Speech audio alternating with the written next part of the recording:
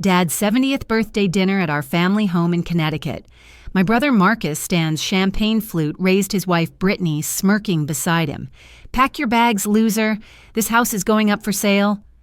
The room erupts in cheers from my siblings.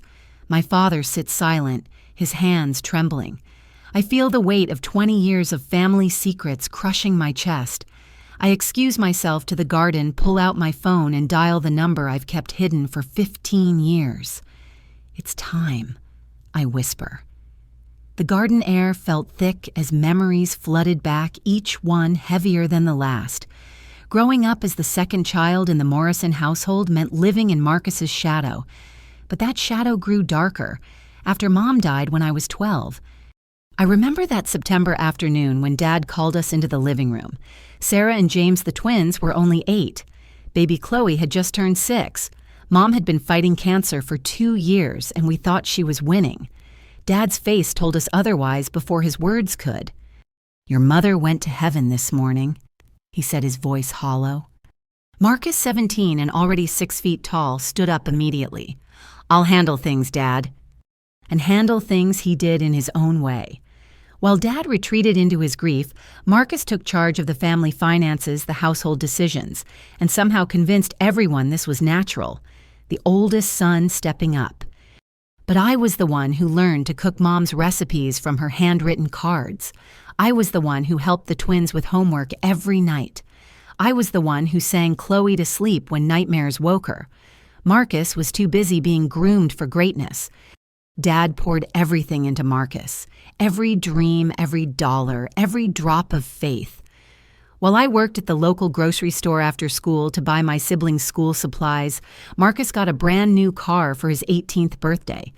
While I studied for the SATs by candlelight because I didn't want to wait, Chloe Marcus partied at university on Dad's dime. "Gillian's got it handled" became the family motto. Gillian's got dinner covered. Gillian will help with that science project. Gillian will figure out how to pay for her own college. And I did. 3 jobs, countless sleepless nights, and a full scholarship to law school later, I made it out. But success came with a price. Every achievement felt like abandonment to my siblings. Every step forward in Manhattan was a step away from Connecticut. The breaking point came 6 months ago. I'd been reviewing Dad's financial statements, a habit I'd developed to ensure my siblings' college funds remained intact. The numbers didn't add up. Money was hemorrhaging from his retirement accounts in steady, calculated drips.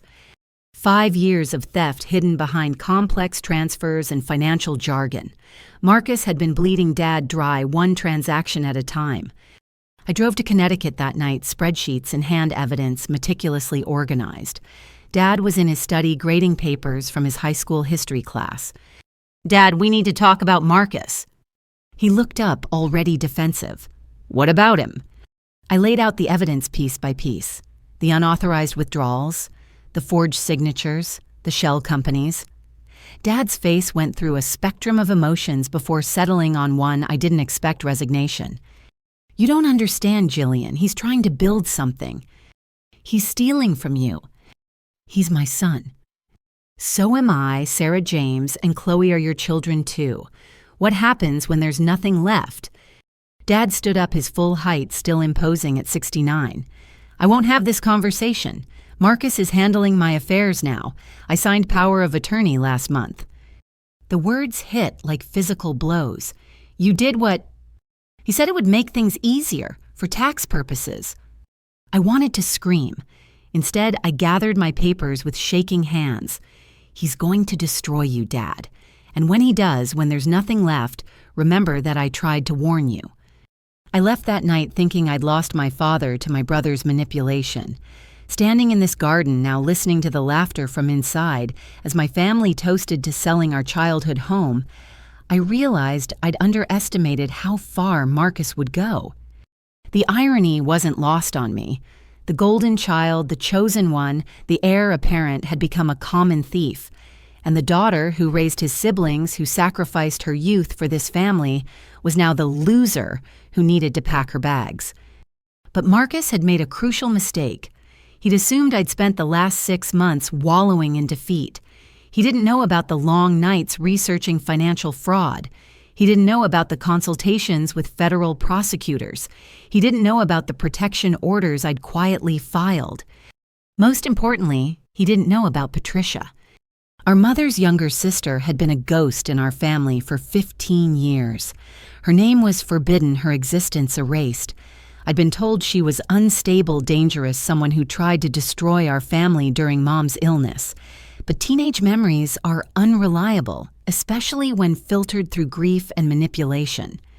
I'd found Patricia 2 years ago not unstable, but successful.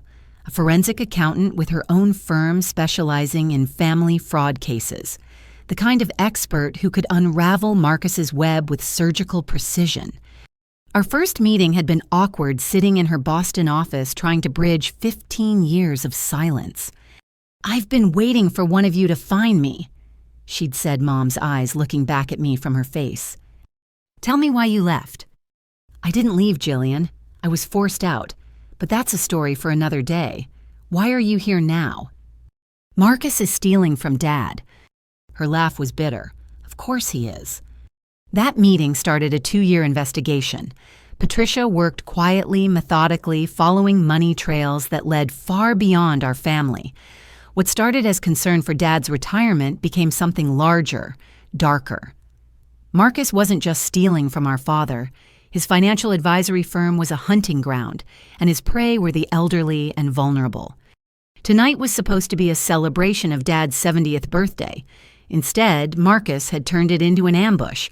But he didn't know that every word, every threat, every moment of this betrayal was being recorded. He didn't know that federal agents were standing by, waiting for my signal. The call I just made to Patricia was simple. It's time. In 10 minutes, the real show would begin. Marcus thought he was conducting the family's destruction. He had no idea he was actually orchestrating his own downfall. I looked back at the house, at the windows glowing with warm light that had welcomed me home for 32 years. Mom's roses climbed the trellis beside me, blooming despite the late season. She'd planted them the year before she died, insisting they'd outlast her. She was right about that. She was right about so many things. Taking a deep breath, I walked back toward the house. The second act was about to begin, and this time I wasn't going to be the supporting character in Marcus's show. This time, the family protector was done playing defense. The dining room felt smaller when I returned, as if Marcus's announcement had somehow compressed the space. He stood at the head of the table, Dad's traditional spot, his phone held high like a trophy. "Look at this, everyone. Walsh Realty already has professional photos up. $3.2 million listing price. Can you believe it?" My siblings crowded around the screen. Brittany preened beside her husband, her manicured nails tapping against her champagne glass in a rhythm that felt practiced, rehearsed. I studied the listing over Sarah's shoulder. Our home looked foreign through the realtor's lens. Mom's garden was described as requiring updates for modern buyers. The library, where Dad spent 40 years grading papers, was labeled convertible bonus room. 4 decades of memories reduced to square footage and market value. The photographer came last week when Dad was at school. Marcus continued scrolling through images. Brittany supervised everything. She has such an eye for these things. Dad's hands shook as he reached for his water glass. When did I agree to this?" "Oh, Dad." Marcus's voice dripped condescension. "We discussed this last month. You said you were tired of the maintenance. Remember?" "I said the gutters needed cleaning." "Exactly. And the roof needs work and the furnace is ancient. This place is bleeding money." Chloe, still recovering from her divorce, gazed at the listing price with undisguised hunger. $3.2 million split 5 ways, that's $640,000 each. James supplied quickly. His musician's lifestyle had taught him to calculate money in his sleep. "Actually," Brittany interjected, examining her nails, "there are expenses to consider. Realtor fees, capital gains, outstanding debts against the property." "What debts?" I asked, my voice cutting through her calculations. Marcus's smile tightened. "Dad's been leveraging the house equity for years. Poor financial planning, really. If we don't sell now, we might lose everything." "That's strange." I said, pulling out my own phone. Because I checked the county records last week. The house has been paid off since 1998. You checked? Marcus's face darkened. You've been snooping. I've been protecting our father's interests, something his power of attorney should be doing. Sarah shifted uncomfortably beside me. She'd been working at Connecticut Savings and Loan for 5 years, close enough to the family finances to know things weren't right, but far enough removed to claim ignorance. Speaking of protecting interests, I continued, Sarah, did you help Marcus access Dad's accounts? My sister's face went white. The champagne glass slipped from her fingers, shattering on Mom's hardwood floor. The sound echoed like an accusation. He said he needed the routing numbers for investments. He said it was for Dad's retirement portfolio. What retirement portfolio? Dad's voice grew stronger, confusion giving way to anger. Marcus moved quickly, pulling papers from his jacket. Dad's confused. It happens at his age. Sarah was just helping with routine banking. Routine banking that required override codes. I pressed. Access to accounts that weren't yours. Sarah began to cry. Not the gentle tears of regret, but the ugly sobs of someone realizing they'd been played. He said Dad was getting forgetful. He said we needed to protect the money before what? James demanded. Before Dad died. Were you planning his funeral while he's still breathing? Don't be dramatic, Brittany snapped. We're trying to preserve family wealth. This house is the only valuable asset left. Really? I pulled up property records on my phone. What about the rental property in Hartford? The one Marcus sold last year without telling anyone. Dad's sharp intake of breath filled the sudden silence. Or the bonds Grandma left us, I continued. The ones that mysteriously matured early. You're making things up, Marcus said, but sweat beaded on his forehead despite the cool October evening. Am I? Should we discuss the Westfield account, the one you opened with Dad's Social Security number? Brittany's practiced calm finally cracked. You can't prove anything. Financial planning within families is perfectly legal. We've been careful. She stopped realizing her mistake. The room held its breath. Careful about what Chloe asked her post-divorce radar for deception finally activating. Marcus tried to salvage the moment. Brittany means we've been careful with Dad's money, making sure it's invested properly. In your restaurant, I said quietly. The one that failed after 3 months. The silence stretched until Dad finally spoke. What restaurant? Blue Harbor, I supplied. The seafood place in Westport, Marcus and Brittany's venture that opened in March and closed in June. Interesting timing considering that's exactly when large withdrawals started appearing from your accounts. How do you know about that? Marcus demanded. The same way I know about the Ferrari you leased last month, or the yacht club membership, or Brittany's shopping sprees at Bergdorf's. I let each revelation land like a punch. My siblings' faces showed a progression of understanding puzzle pieces, clicking into place. You've been spying on us, Brittany accused. I've been documenting theft. There's a difference. Marcus slammed his hand on the table, making the china jump. Enough I have power of attorney. What I do with Dad's money is my business. Power of attorney doesn't authorize theft, I said calmly. It creates a fiduciary duty. You're supposed to act in Dad's best interests, not fund your lifestyle. You always were jealous, Marcus snarled. Poor little Gillian working so hard, sacrificing so much. You think being a martyr makes you special? I think being honest makes me different from you. Honest, you abandoned this family the second you could, running off to Manhattan to play lawyer while we dealt with Dad's decline. What decline? Dad stood slowly, age falling away as anger strengthened his spine. I'm standing right here, Marcus. I can speak for myself. Sit down, Dad. You're confused. I'm not confused about my house being sold without my permission. I'm not confused about money disappearing from accounts I trusted you with. Marcus's mask finally slipped completely. The golden boy facade cracked, revealing something desperate and mean underneath. Fine. You want honesty? This house is already gone. I've taken deposits. Contracts are being drawn up. You can cooperate and get something out of it, or I can have you declared incompetent and take everything anyway." Sarah gasped. James stood abruptly, knocking over his chair. Chloe pressed herself against the wall as if trying to disappear. But I smiled, because Marcus had just confessed to fraud conspiracy and elder abuse in front of 5 witnesses, with federal agents listening to every word through the wire I wore. "Interesting legal theory," I said. "Want to know mine?" Before he could answer, I stood and walked to the window, looking out at the garden where I'd made my call. "My theory is that in about 30 seconds, you're going to hear cars pulling up outside. You're going to see federal agents walking up the driveway, and your carefully planned birthday ambush is going to become something else entirely." "You're bluffing," Brittany said, but her voice wavered. "Am I tell me when you had professional photos taken of the house, did you happen to notice the new security cameras I had installed, the ones that caught you breaking into Dad's safe last Tuesday?" Brittany went pale beneath her makeup. "Or maybe we should discuss why Sarah suddenly started accessing Dad's account 6 months ago, right after Marcus promised to pay off her student loans." Sarah sobbed harder. "He said he'd help me. He said family takes care of family." "Family doesn't steal from family," Dad said quietly. "Family doesn't sell childhood homes for yacht club memberships."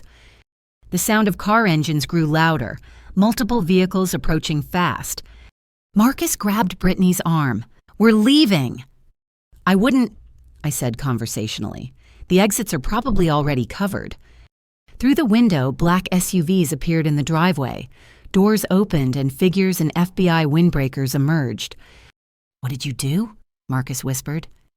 "I made a phone call," I replied, "just like you suggested, though probably not the kind you expected."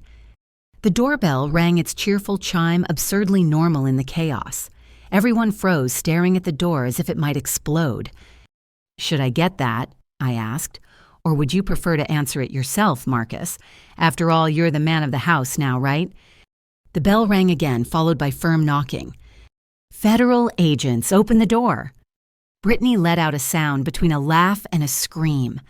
Marcus stood paralyzed, his grand plan crumbling around him like the house of cards it had always been. I walked past them to the door, pausing to squeeze Dad's shoulder.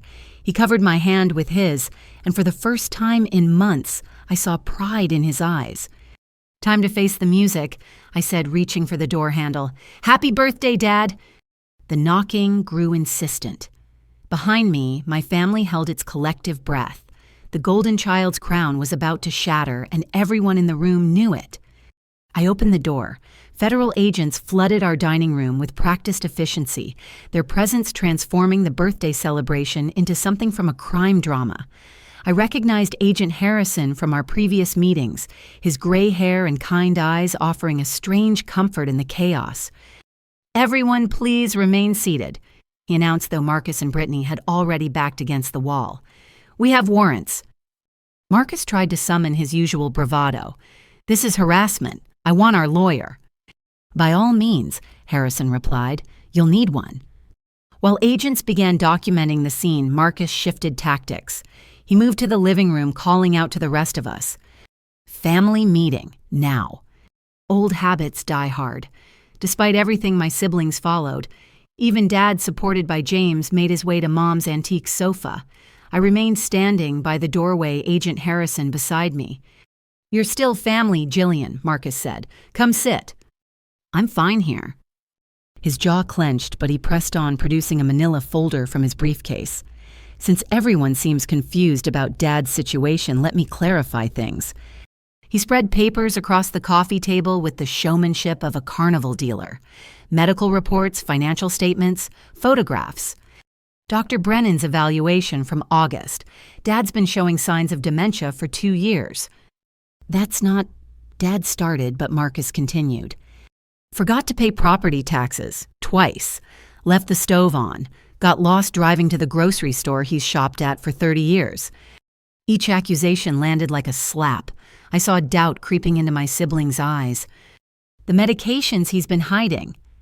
Marcus pulled out pharmacy receipts, Alzheimer's drugs, memory enhancers. For mild cognitive impairment, Dad protested, normal aging. Is that what you call signing contracts with door-to-door scammers, giving money to every sob story that calls? Brittany seamlessly joined the performance, producing her own evidence. We've been protecting him.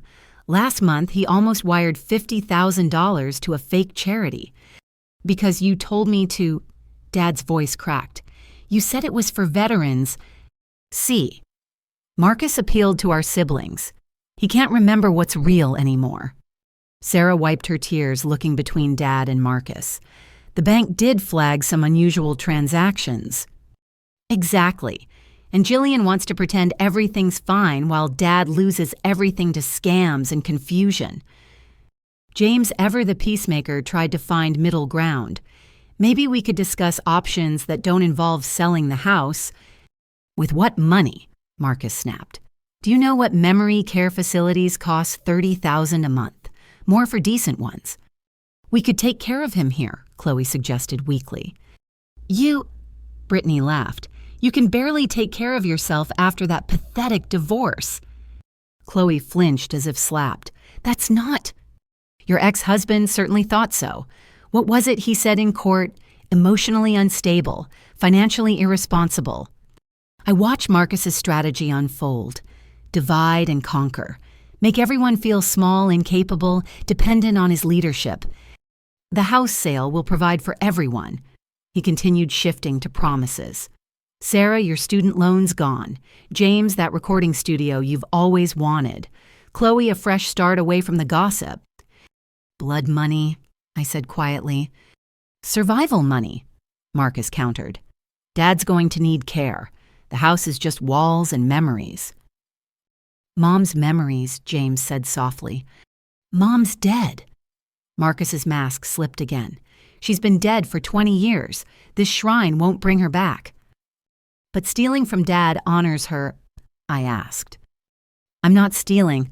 I'm liquidating assets before it's too late. Too late for what? Brittany answered, her voice honeyed poison. Before certain financial irregularities come to light. Did you know your father has been claiming tax deductions for charitable contributions?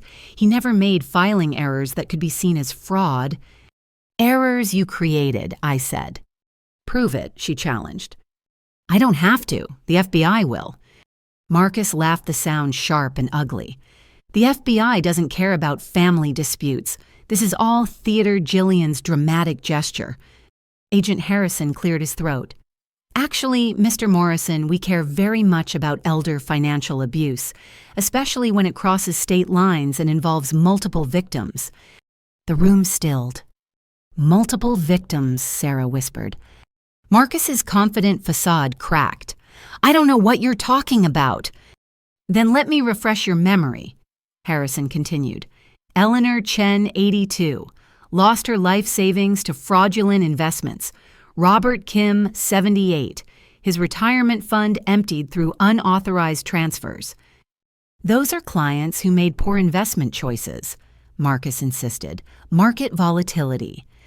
Margaret Lee, 91. Harrison continued. Convinced to sign power of attorney 3 days before her death, her entire estate liquidated within hours. Each name hit like a hammer blow. I watched my siblings' faces change as they realized the scope of Marcus's crimes.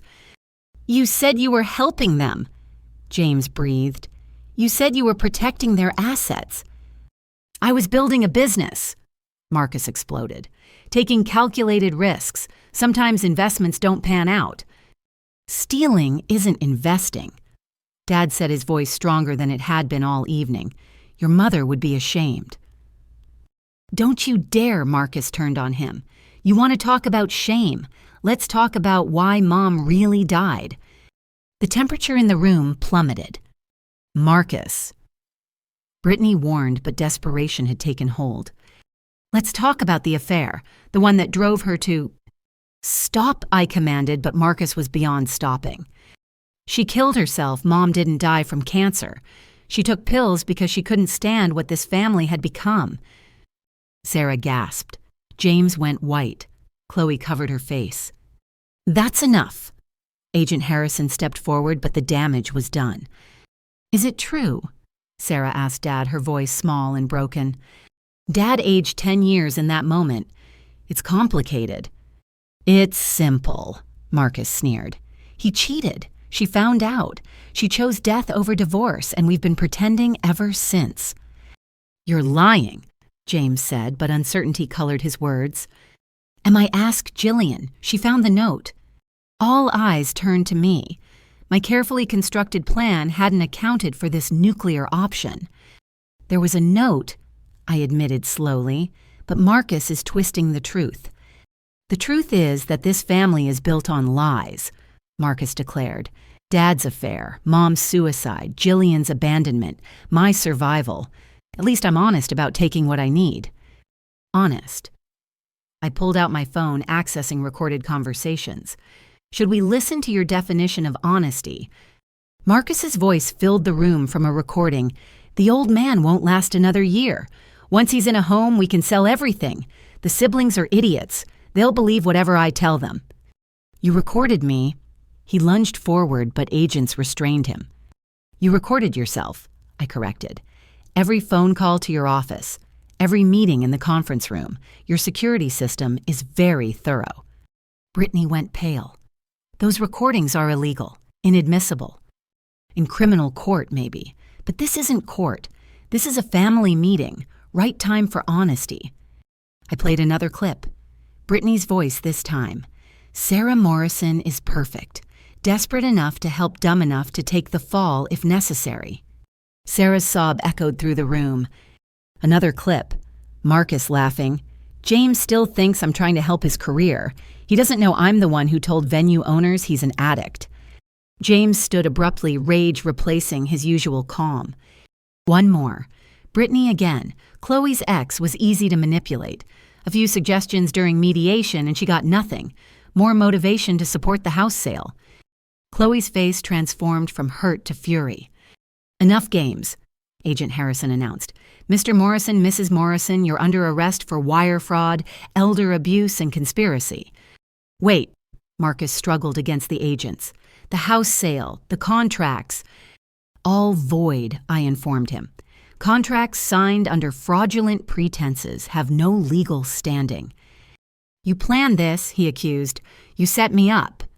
You set yourself up. I just made sure there were witnesses. As agents led them toward the door, Brittany played her last card. She pulled out her phone showing a video. Fine, but if we're going down, everyone should know the truth about their perfect sister. The video showed me in a parking garage handing documents to a man in shadows. Your precious Gillian has been selling family secrets to competitors. That's how she afforded law school. That's why she really left. That's Patricia's husband, I said calmly. I was giving him evidence of Marcus's embezzlement 2 years ago, but nice try. Brittany's face crumbled. Even her last weapon was useless. $300,000, she blurted as agents cuffed her. We took $300,000 from the restaurant investors. It's hidden in offshore accounts. I'll testify. I'll tell you everything. Shut up, Marcus roared, but fear had loosened her tongue. He has files on all of you. Blackmail material. He was going to use it if you didn't agree to the sale. Where? Harrison demanded. Safe deposit box, Connecticut Savings, box 517. The agents exchanged glances. This was more than they'd expected. Get them out of here, Harrison ordered. As Marcus and Brittany were led away, my brother turned back one last time. You destroyed this family, Gillian. You think you won, but you destroyed us. No. Dad spoke, standing on his own for the first time all evening. You destroyed yourself, son. Greed destroyed you. But this family, we're still here. The door closed behind them.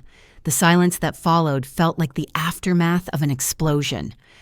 My siblings sat in the wreckage of everything they'd believed, staring at me with expressions I couldn't quite read. The golden child was gone, but I wasn't sure what remained. Outside, cars pulled away, taking Marcus and his carefully constructed lies with them. Inside, for the first time in 20 years, the Morrison family faced the truth without him. The real family meeting was about to begin.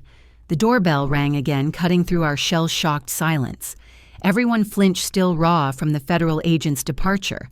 I moved to answer it, knowing who waited outside. Patricia stood on the threshold, 15 years older, but unmistakably Mom's sister. Her professional suit couldn't hide the nervous energy that had always defined her. Behind her stood 2 associates carrying banker's boxes. "Hello, Gillian," she said softly. "Aunt Patricia." Sarah's voice cracked from behind me. "But you're supposed to be crazy, dangerous, dead." Patricia stepped inside her eyes, taking in the family she'd been barred from for so long. "I've been called all 3. Dad struggled to his feet, his face cycling through emotions I couldn't name. "Patricia, you shouldn't be here." 15 years too late for that order, Thomas. "I'm here because Gillian asked me to come, because your family needs the truth." "We've had enough truth for one night," James said weakly. "No," Patricia countered. "You've had Marcus's version of truth, carefully edited, strategically poisoned." She moved into the living room with the confidence of someone who'd spent 2 years preparing for this moment. Her associates set down their boxes documents, visible through the lids. "I'm a forensic accountant now," she announced. "Ironic considering Marcus accused me of trying to steal from your mother's estate when she died." "You did try," Dad insisted, but his voice lacked conviction. "I tried to execute her will properly, the one Marcus destroyed." The room tilted, another revelation threatening to capsize us completely. "Mom only had one will," Chloe said. "Everything to Dad. We all knew that." Patricia opened the first box, withdrawing a manila envelope marked with Mom's handwriting. "Your mother wrote a second will 3 weeks before she died. I have the original." She handed it to me. Mom's familiar script swam before my eyes as I read aloud. "To my beloved sister Patricia, I entrust the financial protection of my children. Establish trusts for each, ensure their education, guard them from those who would exploit their grief." My voice broke. I passed the will to Sarah, who read the next section.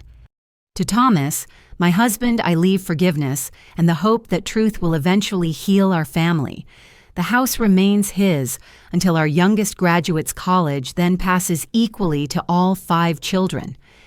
"She knew she was going to die," James whispered. "This isn't the will of someone fighting cancer." "No," Patricia confirmed. "It's the will of someone who'd made a decision." Dad sank into his chair. "How long have you known?" "I suspected when she called me that last night. She was too calm, too organized, making sure I understood her wishes." "What else?" I asked, though I dreaded the answer. Patricia pulled out a laptop, connecting it to our television. Financial records filled the screen. 2 years ago, Gillian contacted me about Marcus's theft. What I found went deeper than family money. She clicked through presentations. Morrison Financial Advisory, 23 clients over 5 years, combined losses of $8.7 million. $8 million, Sarah gasped. "Your brother wasn't just stealing. He was running a sophisticated Ponzi scheme, taking new client investments to pay old ones, targeting elderly victims through Dad's community connections." "I didn't know," Dad protested. He used your reputation," Patricia confirmed. "Retired teacher pillar of the community. People trusted him because they trusted you." Each slide revealed another victim. Names, faces, stories of retirement dreams destroyed. "Eleanor Chen taught with you for 30 years. Patricia noted. "She invested her husband's life insurance payout. It's gone." "Robert Kim's grandchildren can't afford college now. Margaret Lee died thinking she'd secured her family's future." "Stop," Dad begged, but Patricia continued relentlessly. "You all need to understand what Gillian prevented tonight. This wasn't about one house or one family's money. The FBI has been building a case for 2 years." She showed surveillance photos, Marcus meeting with known criminals, Brittany transferring funds to offshore accounts, documentation of money laundering, tax evasion, wire fraud. Your brother was 3 weeks away from fleeing the country. The house sale was his exit strategy. Quick cash to disappear before authorities closed in. How did Gillian know? Chloe asked. Because she's been working with me and the FBI for 24 months, Patricia replied, wearing wires to family dinners, documenting every conversation, building an airtight case while pretending everything was normal. Everyone turned to stare at me. I felt like a specimen under glass, exposed and vulnerable. You've been lying to us, Sarah accused. All this time, I've been protecting you. There's a difference. Is there, you let me help Marcus access Dad's accounts. You knew I was committing crimes. I knew you were being manipulated. The FBI agreed to immunity for family members who cooperated. Immunity. James stood abruptly. We needed immunity. Patricia intervened. Anyone who helped Marcus knowingly or not was potentially liable. Gillian negotiated protection for all of you. In exchange for what? Dad asked quietly. In exchange for taking down Marcus completely. No deals, no reduced sentences, full prosecution. The weight of my decision settled over the room. I'd chosen justice over my brother-in-law over blood. He's still family. Dad said, grief aging his features. He stopped being family when he stole from the elderly, I replied. When he destroyed lives for yacht club memberships. You don't understand, Dad shook his head. The pressure I put on him, the expectations. After your mother, don't, Patricia commanded. Don't you dare excuse this. Marcus chose his path. She pulled out another document, this one in a plastic evidence sleeve. Want to know why I was really banished 15 years ago? This is a letter Marcus wrote forging your mother's signature, accusing me of mental instability, threatening legal action if I didn't disappear. She showed it to Dad. His face crumbled as he recognized the forgery. He was 17, Patricia continued, already planning, already manipulating. He needed me gone because I knew about the affair.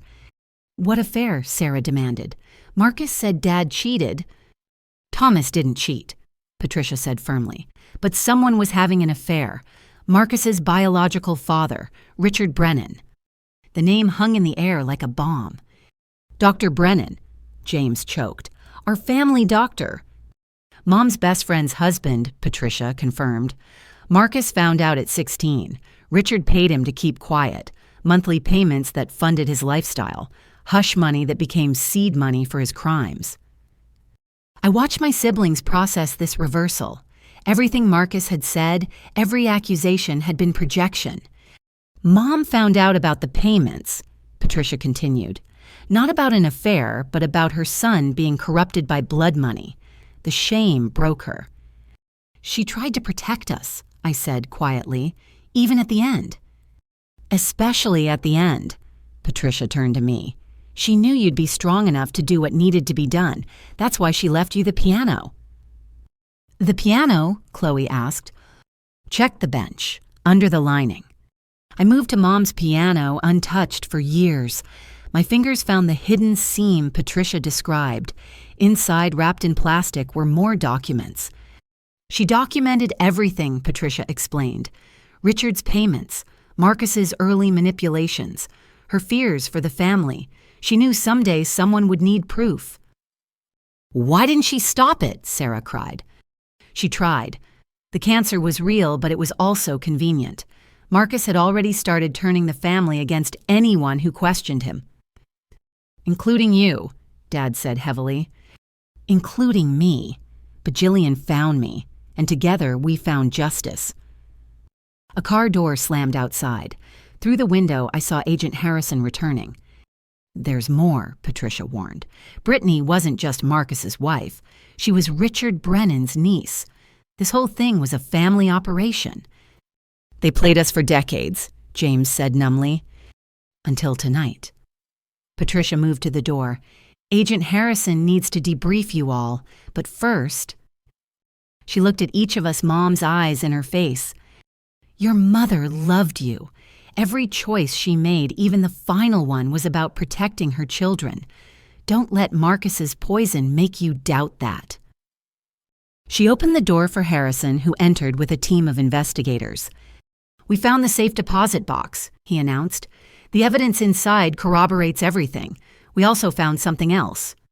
He produced an evidence bag containing a small recorder. Brittany was taping everything. Every conversation with Marcus for 3 years. She was building her own insurance policy. She knew this day would come, I realized. "Criminals always turn on each other," Harrison confirmed. "We have enough to put them both away for 20 years, maybe more." "What happens now?" Dad asked. "Now we document everything, take statements, build an airtight case." He looked at me. "Ms. Morrison's cooperation has been invaluable. Her testimony will be crucial." "She betrayed her brother," Sarah said, but the accusation lacked heat. "She saved her family," Patricia countered, "and dozens of other victims." As Harrison's team set up in our dining room, turning our home into a crime scene, I felt the weight of 2 years lifting. The secrets were out, the lies exposed, the golden child revealed as fool's gold. But looking at my family's faces, I wondered if truth was really the gift I'd believed it to be. Sometimes the lies we tell ourselves are all that hold us together. Patricia squeezed my shoulder. "You did the right thing." "Did I?" "Your mother would be proud. You protected them even when it meant becoming the villain." Through the window, I watched a news van pull up. Someone had leaked the story. By morning, our family tragedy would be public entertainment. But tonight, in this house full of ghosts and government agents, we were still just the Morrisons. Broken, betrayed, but finally free from the golden child's shadow. The real work of rebuilding would begin tomorrow. Tonight, we just had to survive the truth. Patricia commanded the room with an authority that transformed her from the banished aunt into our salvation. She opened her laptop again, fingers dancing across keys with practiced precision. "Before Agent Harrison begins taking statements, you all need to understand the full scope of what we've uncovered." She pulled up a complex web of financial transactions. This started 23 years ago. 23. Dad calculated quickly. That's before Marcus graduated high school. "Richard Brennan didn't just pay Marcus hush money," Patricia explained. "He groomed him, taught him how to hide money, create false documents, exploit trust. By the time your son was 18, he was already running small scams at school." She showed us a faded newspaper clipping. "Senior class treasury funds mysteriously depleted. No charges filed because the money was anonymously returned after graduation." "I remember that," James said slowly. "Marcus led the investigation." "Classic move. Control the investigation of your own crime." Patricia clicked to another document. But Richard made a crucial mistake. He kept records. The screen filled with bank statements, ledgers, photographs, 2 decades of evidence meticulously cataloged. "Where did you get these?" Dad demanded. "Richard died 6 months ago. Lung cancer. On his deathbed, he called me." The room stilled. Even the federal agents paused their work. He knew I'd been exiled because of what I'd discovered. He wanted to confess before he died. Clear his conscience by destroying lives one last time. She played an audio recording. Richard's voice, weak but unmistakable, filled our childhood home. "I corrupted that boy, fed his worst instincts. His mother suspected a sweet woman too good for all of us. When she confronted me, I convinced Marcus to help discredit her. Told him she was having delusions from the cancer medication." Mom's truth finally spoken by the man who helped bury it. "I have everything," Patricia continued. "Every payment, every lesson in fraud, every person Richard and Marcus destroyed together." "Brittany knew?" Chloe asked. "Brittany was Plan B. When Richard got sick, he worried Marcus might abandon their arrangement, so he brought in his niece, promised her a cut of the Morrison fortune if she kept Marcus in line. Their marriage was a business merger, I realized." "Exactly. But Brittany got greedy, or smart. She started recording everything 3 years ago, building leverage for when things went bad." Agent Harrison stepped forward. This changes our case significantly. We're not just looking at financial crimes anymore. This is organized crime, racketeering, conspiracy spanning decades. How many victims? Sarah asked quietly. Patricia pulled up a spreadsheet. Names filled the screen, scrolling endlessly. 47 elderly clients through the financial advisory firm, 12 family friends who trusted Dad's recommendation, 6 charities that received nothing after fundraisers, 3 small businesses destroyed by fraudulent loans. Each category expanded into individual stories. Faces appeared next to names. Real people, real losses. Mrs. Patterson from church. Dad recognized a photo. She mentioned money troubles last month. Lost her entire savings. Too ashamed to tell anyone. Patricia's voice hardened. Living on cat food because she can't afford groceries. We have to help them, James insisted. We will, I assured him. The FBI's asset forfeiture will recover some funds. Insurance bonds will cover more. But most importantly, Marcus and Brittany have hidden accounts we're tracing. How much did they take in total? Chloe asked. Patricia looked at me before answering. 12.3 million that we've documented so far. The number sucked oxygen from the room. 12 million. Sarah's voice climbed octaves. How did no one notice? Because Marcus was careful. Small amounts from many sources, never enough to trigger automatic reviews, and he had help. She pulled up employment records. Every teller he befriended, every accountant he compromised, every official he bribed. Your brother built a network. My son, Dad corrected quietly. My son built this. Your son was a predator, Patricia said firmly. And predators rely on family loyalty to protect them. That's why I was removed, why your wife felt trapped, why Gillian had to work in secret. She turned to me. Show them the rest. I hadn't wanted this part revealed, but truth demanded completion. I pulled out my phone, accessing secured files. 6 months ago, Marcus tried to have me killed. The statement landed like a grenade. My siblings recoiled. Dad's face went gray. What? Sarah gasped. He discovered I was investigating him, hired someone to arrange an accident, make it look random. I showed them police reports, security footage of a car trying to run me down, hospital records from the aftermath.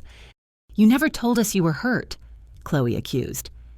Bruised ribs and a concussion. I told you I had the flu. He tried to murder you. James looked sick.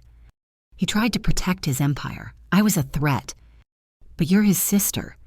Dad's voice broke. That stopped mattering years ago. I pulled up text messages. He hired the same person to watch all of you. Sarah, he has photos of you at grief counseling after Mom's death. James, recordings of you at AA meetings. Chloe, documentation of every fight with your ex-husband. He surveilled us. Sarah wrapped her arms around herself. Information is power. He needed leverage in case any of you questioned him. The safe deposit box, Harrison interjected. We found files on each family member, enough to ensure silence. Or compliance, Patricia added. Tonight's forced house sale was just the beginning. If that failed, he had backup plans for each of you. She showed us documents from the box, forged papers suggesting Sarah embezzled from her bank, fake evidence of James dealing drugs, manufactured proof of Chloe's mental instability. He would have destroyed us, Chloe whispered. He was destroying you already, I said, just slowly enough that you'd blame yourselves. Why, Dad's single word carried 20 years of anguish. Patricia answered with another recording, Marcus's voice captured by Brittany's hidden microphone. Family is weakness. Love is leverage. Dad taught me that when he chose his precious Gillian to raise the brats while funding my dreams. He showed me that blood means nothing compared to money. I never chose, Dad protested. Marcus's recorded voice continued. Every dollar he spent on me was proof. I was worth investing in. They were just obligations, burdens, expenses. Turn it off, Sarah begged. But the recording played on. Once I have the house money, I'll disappear. Let them all rot. Dad can die wondering where his golden boy went. The others can fight over scraps. Patricia finally stopped the playback. That was recorded last week, the night before he announced the house sale. He planned to abandon us, James said numbly. After destroying your futures and stealing your inheritance, Patricia confirmed. But Gillian prevented that. All eyes turned to me again. The weight of their attention felt heavier than 2 years of secret investigation. I couldn't let him win, I said simply. So you let me help him. Sarah's tears returned. Knowing I was committing crimes, I made sure every illegal act you performed was documented as coercion. You were never in real danger of prosecution. But I was in danger of losing my job, a reputation. Better than losing your life savings, or your freedom, or your life. The last word hung between us. Sarah's anger deflated as she absorbed the implication. He really would have killed you, she said. He tried. When that failed, he moved up the timeline. Tonight's ambush was desperation disguised as celebration. Agent Harrison's phone buzzed. He stepped away to answer, his face growing grim. "We have a problem," he announced. "Marcus made bail." What? I shot to my feet. How is that possible? A judge sympathetic to his lawyer's argument about family disputes. $2 million cash bond posted an hour ago. Where did he get $2 million? Patricia demanded. Brittany's family. Seems the Brennan clan protects its own. Fear sliced through me. Marcus out of custody changed everything. He'll run, I predicted. We have his passport, Harrison assured us. He has others. Richard would have taught him that. Then we'll monitor. Harrison's phone rang again. He listened briefly, then cursed. He's already gone. Slipped his ankle monitor and disappeared. What about Brittany? Patricia asked. Still in custody. Her family only posted bail for Marcus. So much for criminal loyalty, James muttered. He'll come here, Dad said with certainty. He'll come for revenge. We have protection, Harrison assured us. Units are already en route. But I knew my brother. His pride wouldn't allow retreat without retaliation. The golden child had fallen, and he'd make sure we all paid for witnessing it. Everyone stays here tonight, I decided, together, safe. Since when do you make decisions for this family? Sarah challenged, but fear undermined her defiance. Since I became the only one standing between Marcus and complete destruction, I replied. Through the window, I saw federal vehicles arriving, officers taking positions, our childhood home transforming into a fortress. Patricia closed her laptop.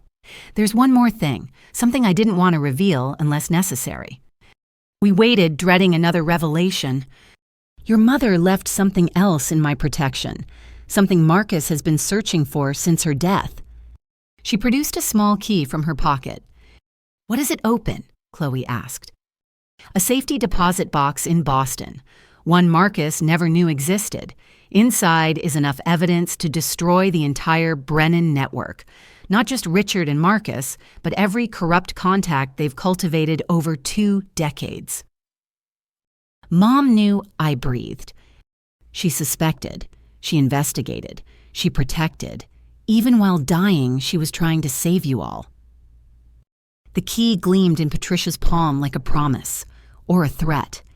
That's why he'll come back, I realized. Not just for revenge, for survival. If that evidence surfaces, everyone he's partnered with will want him dead, Patricia finished. We sat with that knowledge as federal agents fortified our defenses. Somewhere in the night, my brother was planning his return. The golden child had nothing left to lose. And that made him more dangerous than ever. Federal agents transformed our dining room into a command center while we huddled in the living room like refugees in our own home. Agent Harrison coordinated with local police through crackling radios, while Patricia worked her laptop, hunting electronic footprints Marcus might have left. I need to see Dad's study, Harrison announced. Any documents Marcus might want to retrieve. Dad led him upstairs, moving like he'd aged a decade in one night. The rest of us remained frozen processing revelations that kept multiplying like cancer cells. Sarah broke first. I helped him. God, I actually helped him steal. He manipulated you, I said. Stop defending me. She whirled on me, eyes wild. You know what I did at the bank? I didn't just give him routing numbers. I altered security protocols, changed password requirements, disabled alerts. Sarah, James reached for her, but she pulled away. 6 months of crimes, 63 unauthorized accesses. Every time promising myself it was the last. Every time believing his lies about protecting Dad. She pulled out her phone, showing us text messages. Marcus's words dripped manipulation. See how he played me? Dad's getting worse. We need to act before he loses everything. You're the only one I trust. I fell for every single line. We all did, James admitted. You want to hear about failure? Let me tell you about my music career. He laughed bitterly.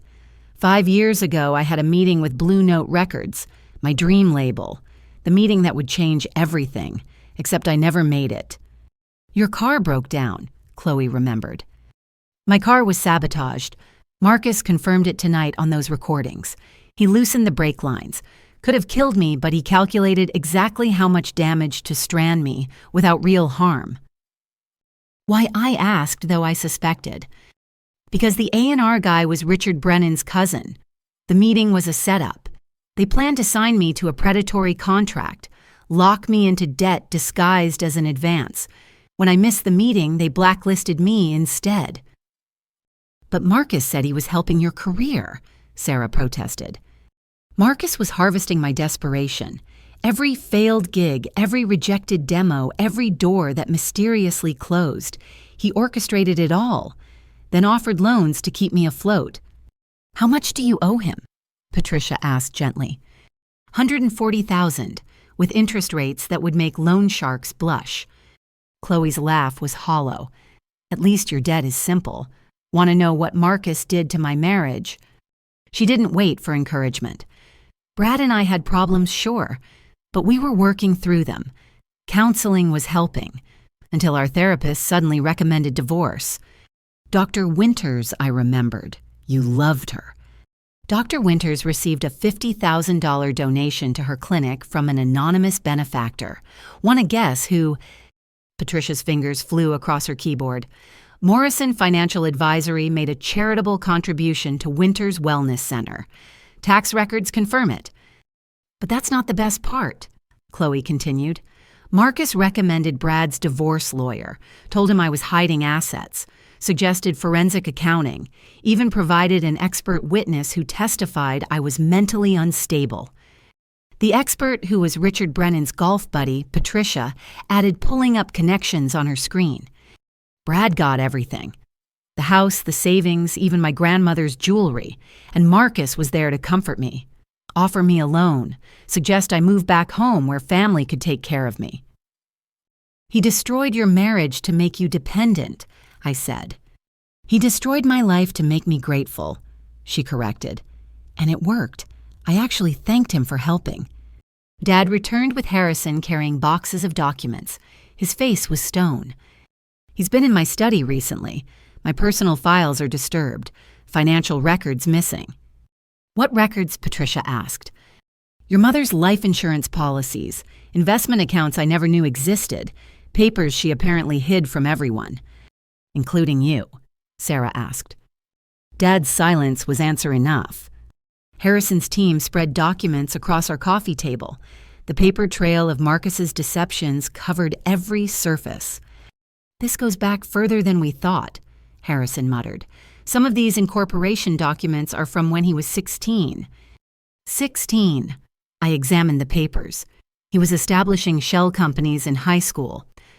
Richard's training, Patricia confirmed. Look at the signatures, forgeries but sophisticated ones. Each document revealed another layer of betrayal, fake charities, ghost employees, investment funds that existed only on paper, a financial house of cards built on our family's foundation. Here, James pointed to a familiar name, Morrison Music Ventures. He told me he was investing in recording studios for young artists. Patricia traced the money. Funds went straight to offshore accounts. The studios never existed. What about this? Sarah found another document. Morrison Senior Care Services. Marketed to Dad's teacher friends, I realized. Promised discounted elderly care planning. 23 investors, Harrison calculated. Average loss of $90,000 each. He used us.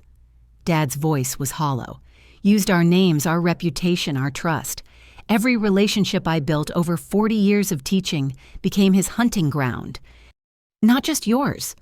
Patricia pulled up social media. He leveraged all of you, Sarah's bank connections, James's music contacts, Chloe's country club friends, even Gillian's law school network. I never gave him contacts, I protested. You didn't have to. He scraped your LinkedIn, attended alumni events claiming to represent you, introduced himself as Gillian Morrison's brother, the one managing the family's wealth. My stomach turned. How many? 14 of your classmates invested. Total losses of $2.3 million. My friends. The betrayal cut deeper than physical wounds. He stole from my friends. He stole from everyone, Harrison said grimly. The complete victim list is staggering. We're still finding more. Sarah's phone buzzed. She glanced at it and gasped. It's Marcus. Everyone froze. Harrison gestured for quiet, then nodded for her to answer. Put it on speaker, he mouthed. Sarah's hands trembled as she complied. Hello? Hello, sister dear. Marcus's voice filled the room casual as if calling about dinner plans. Having a nice family meeting. Marcus, where are you? Sarah tried to sound normal. Closer than the FBI thinks. Far enough they won't find me. Tell me how's everyone taking the news? What news? Sarah stalled. Don't play dumb. I know Gillian poisoned you all against me, showed you selective evidence, made me the villain. You made yourself the villain, I interjected. Ah, there's my sanctimonious sister. Tell me, Gillian, how does it feel to destroy your own brother? How does it feel to try to murder your sister? Silence. Then laughter. Murder is such an ugly word. I prefer attempted problem solving. You were a problem that needed solving. Turn yourself in, Dad commanded. We can work this out. Work this out like we worked out Mom's death.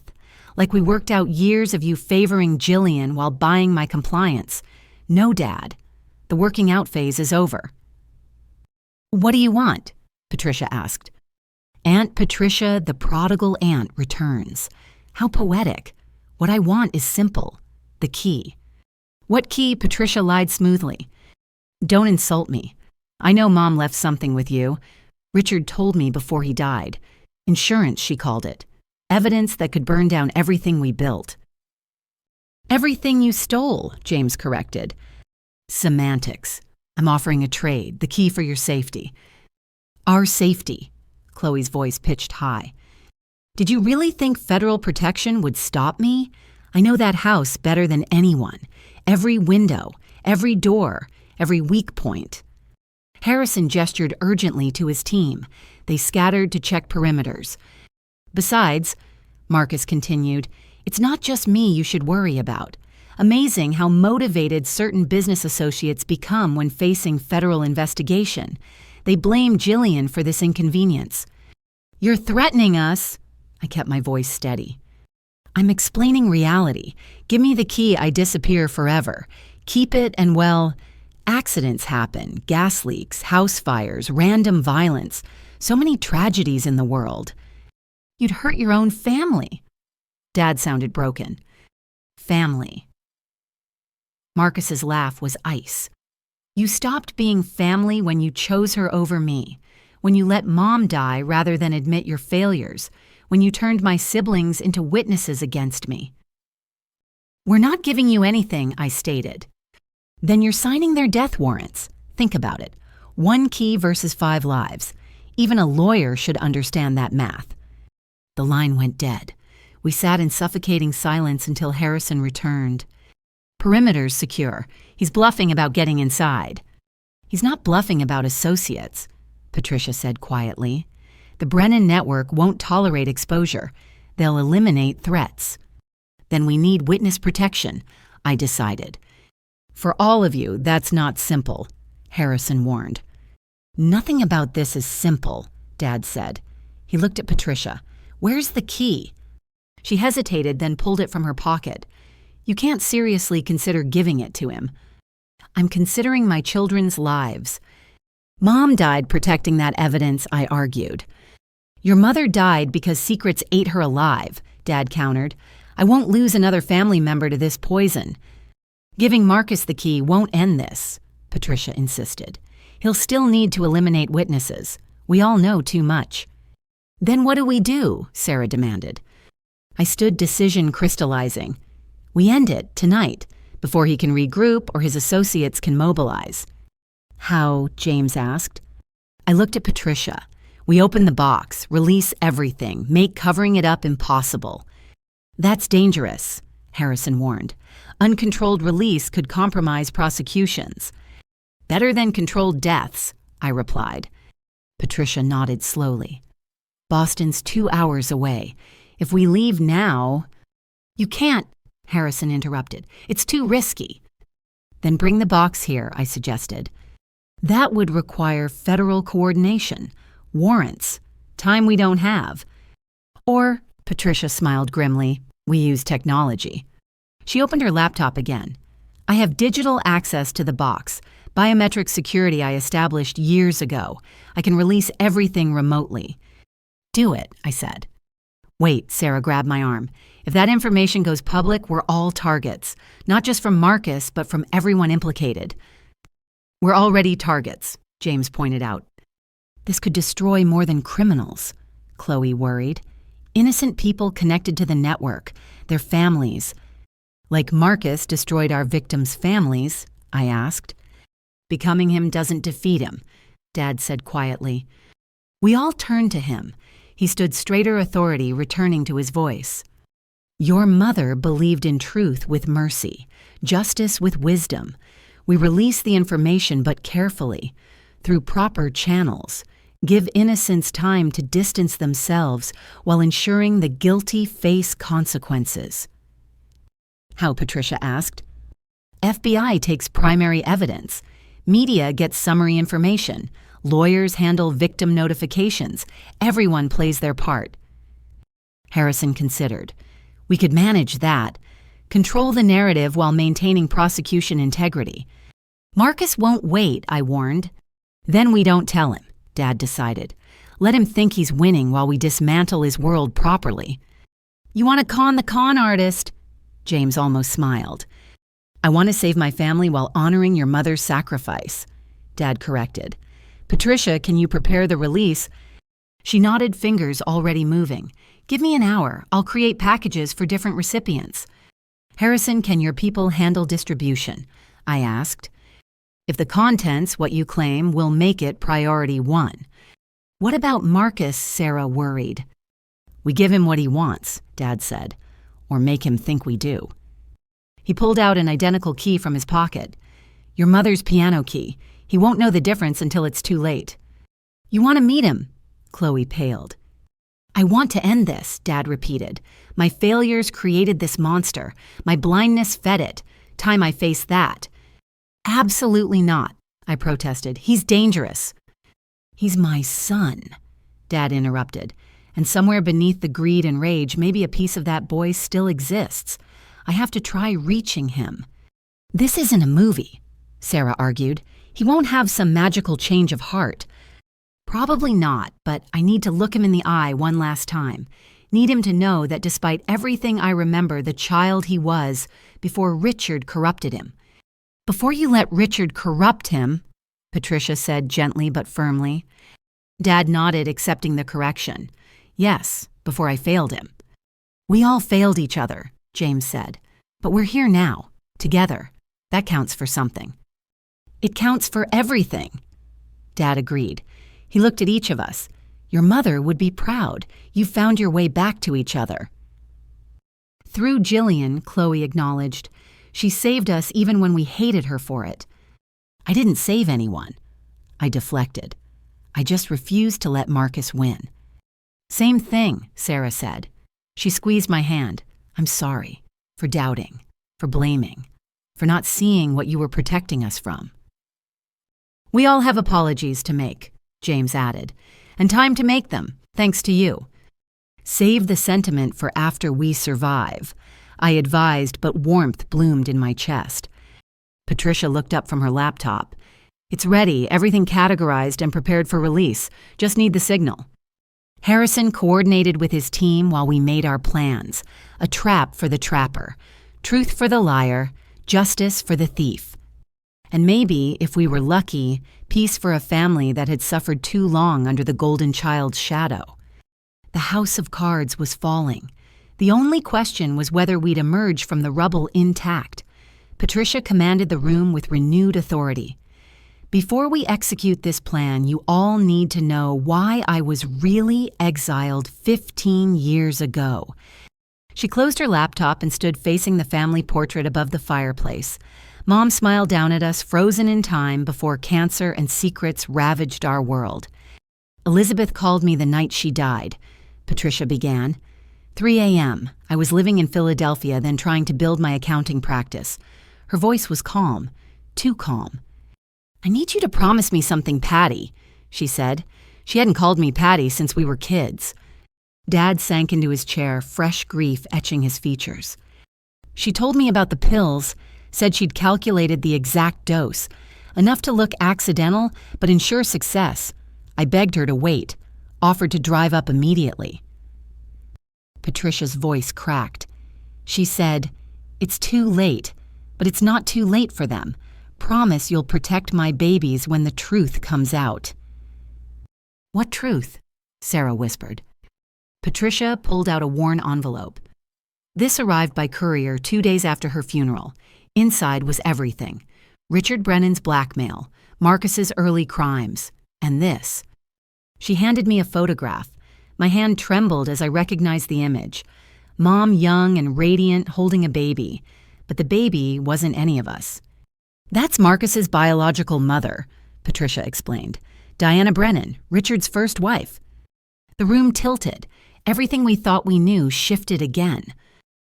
James grabbed the photo. Diana died in childbirth.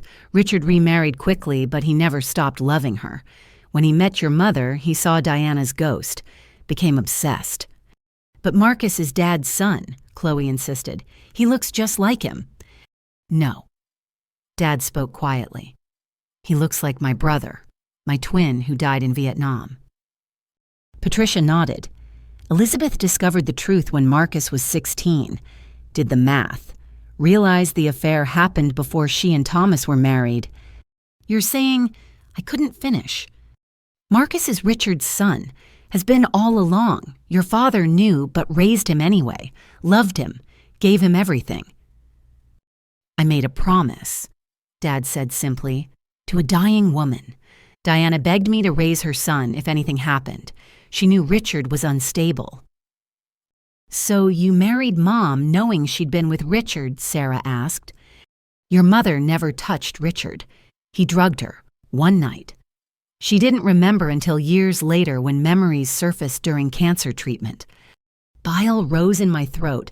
Every revelation made the nightmare worse. When Elizabeth confronted Richard, he laughed, said Marcus was his greatest achievement, already corrupted, already primed to destroy the Morrison family from within. "Mom knew Marcus wasn't ours," Chloe breathed. "She suspected, but she loved him anyway, tried to save him. When she realized how deep Richard's influence went, she started documenting everything." Patricia returned to the portrait.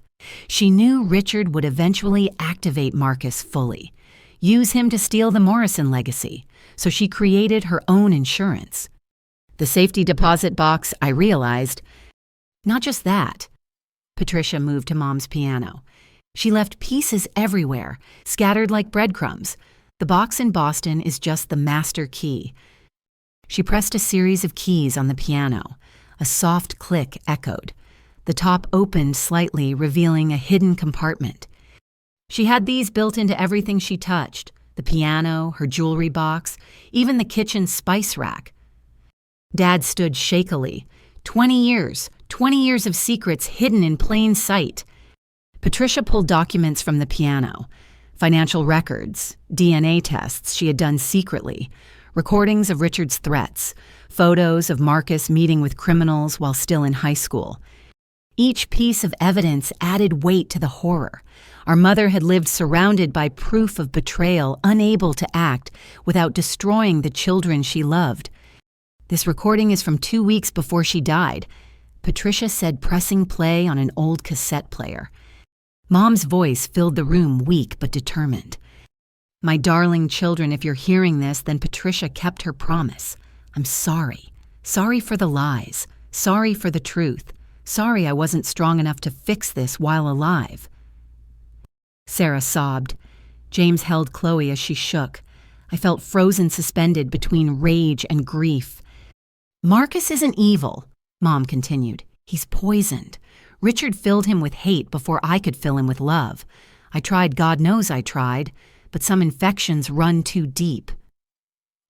Gillian, my brave girl, you'll be the one to stop him. You have my strength and your father's integrity. Save your siblings. Save yourself.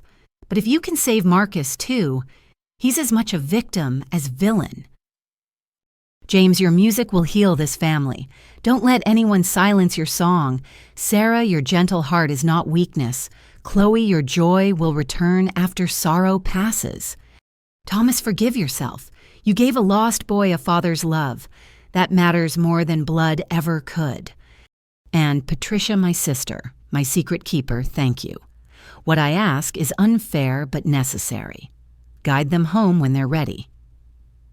The recording clicked off. We sat in devastated silence until Harrison's radio crackled. Movement detected, north perimeter. Marcus, Harrison asked. Unknown, investigating. Patricia quickly returned documents to the piano. There's more hidden throughout the house. Your mother spent years preparing for this moment. Why didn't she just expose Richard? Chloe demanded. With what proof a drugged woman's word against a respected doctor? Besides, she loved Marcus, hoped she could save him. Instead, he helped kill her, James said bitterly. The pills were hers alone, Patricia corrected. But yes, his betrayal contributed. Dad pulled out the piano key. If Marcus isn't my blood, I have no obligation to protect him. He's still the boy you raised, I reminded him. No, that boy died when Richard's poison took hold. What's left is a stranger wearing my son's face. Harrison's radio crackled again. False alarm, just a deer. But tension remained high. Marcus was out there planning. His associates were mobilizing. Time was running out. We need the rest of Mom's evidence, I decided. Patricia, where else did she hide things? Her greenhouse, the attic.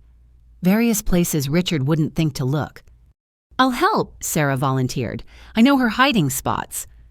We all do, James added. She taught us treasure hunts as kids, never realized she was training us. As my siblings dispersed to search, Dad caught my arm. I need to tell you something about why I favored Marcus. I waited, seeing years of guilt in his eyes. Richard threatened to expose the assault, said he'd claim Elizabeth seduced him, destroy her reputation. I gave Marcus everything to keep Richard appeased. You sacrificed us for blackmail. I sacrificed myself, thought if Marcus felt loved enough he'd choose family over blood. I was wrong. We were children. We needed you, too. I know, another failure to atone for. Harrison interrupted. Ms. Morrison, we have a development. Brittany wants to make a deal. On speakerphone, Brittany's voice was different, scared, real. They're going to kill me. Marcus's associates. I know too much. You're in federal custody, Harrison reminded her. That won't stop them. Please, I have information, everything, but I need protection. What information? I asked. Account numbers, murder plots, the full network. Richard documented everything and I copied it all. Why should we trust you? Because in 6 hours a team will hit your house. Professional killers. Marcus sold you out to save himself. My blood chilled. When? Dawn. They want the key and witnesses eliminated. Marcus gets $5 million for delivering both. He'd sell his family for money. He'd sell his soul for money, already has. Harrison mobilized his team while we processed this betrayal. Even knowing Marcus's nature, this shocked us. There's something else, Brittany added, about your mother's death. We know Richard drugged her, Patricia said. Not about that, about the cancer. We all froze. What about the cancer? Dad demanded. Richard caused it. Environmental toxins introduced gradually. He wanted her weak, dependent, dead. You're lying, Sarah gasped. I have his journal. He documented the process, called it his masterpiece, killing someone slowly while playing their savior. Rage unlike anything I'd ever felt consumed me. Our mother hadn't just died. She'd been murdered, slowly, deliberately, while we watched. Where's the journal? Patricia's voice was deadly calm. In my apartment, hidden in the freezer behind the ice cream. Such a mundane location for evidence of pure evil. We'll send agents, Harrison promised. Send them fast. Marcus knows where it is too. The call ended. We stood in crushing silence until Chloe returned from the attic. Found these, she said, holding a box of letters. More of Mom's evidence. More truth we weren't sure we could bear. Read them later, I decided. Right now, we need to survive until dawn. 6 hours, James calculated. 6 hours to expose a conspiracy 20 years in the making. Then let's get started, Dad said. He looked stronger, angrier, ready. Elizabeth deserves justice. We all do. Patricia reopened her laptop. I'm initiating the document release. Harrison, are your people ready? Standing by. Then let's burn it all down, she said, pressing enter. Somewhere in the night, servers began transferring decades of evidence, the truth spreading like wildfire through official channels. Marcus thought he was coming to collect a key. Instead, he'd find his empire already in ashes. And at dawn, we'd be ready for whatever came next. Harrison's phone erupted with calls as Patricia's document release triggered responses across multiple agencies. FBI headquarters, state police, even Homeland Security suddenly scrambling to process 20 years of criminal evidence. Confirm receipt, Harrison barked into his phone. Yes, all files. Brennan Network, Morrison Financial, everything. While chaos unfolded around us, my siblings and I huddled together, processing Brittany's revelation about Mom's murder. Poisoned slowly, Sarah repeated, voice hollow. All those doctor visits. Richard was killing her while pretending to save her. The irony is sickening, James said. We trusted him completely, called him Uncle Richard. Dad stood at the window watching federal agents patrol our property. I brought her killer into our home, gave him access to our children, let him corrupt Marcus. You didn't know, Chloe offered weakly. I should have known. A husband should protect his wife. Stop, Patricia commanded. Guilt serves no purpose now. Elizabeth wouldn't want you drowning in self-blame. What would she want? Dad turned eyes blazing. Her murder avenged her children safe. Her family whole. I failed at all of it. We're not done yet, I reminded him. Dawn's still hours away. Harrison ended his call. Boston PD secured Brittany's apartment. They found the journal. Richard Brennan documented everything, including your mother's murder. I want to see it, Dad demanded. It's evidence now, but I can tell you it's comprehensive. Dates, doses, chemical compounds. He treated her death like a science experiment. James punched the wall, knuckles splitting. 20 years. 20 years we mourned a suicide that was actually murder. The suicide was real, Patricia corrected gently, but she was driven to it. Richard calculated every step. My phone rang. Unknown number. Harrison nodded for me to answer. Hello? Agent Walsh here, Brittany's federal handler. Your brother made contact. He wants to meet tonight, alone. Absolutely not, Harrison interjected. He says he has information about the Dawn attack, details that could save lives. It's a trap, Sarah insisted. Obviously, but we need those details. I looked at my family. Where does he want to meet? The old Brennan estate, where Richard lived. Says it's poetic justice. The estate where Mom was first drugged, where Marcus learned his dark trades, where our family's destruction began. I'll go, Dad announced. Like hell, I countered. If anyone meets him, it's me. The daughter he tried to kill, that's insane.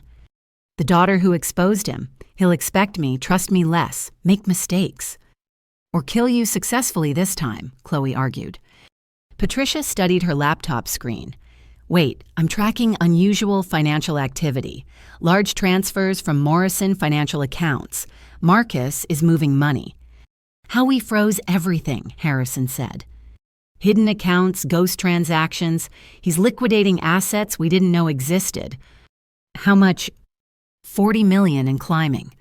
40 million, Sarah gasped. He stole 40 million. Over 20 years, apparently. Richard taught him well. Where's it going? I asked.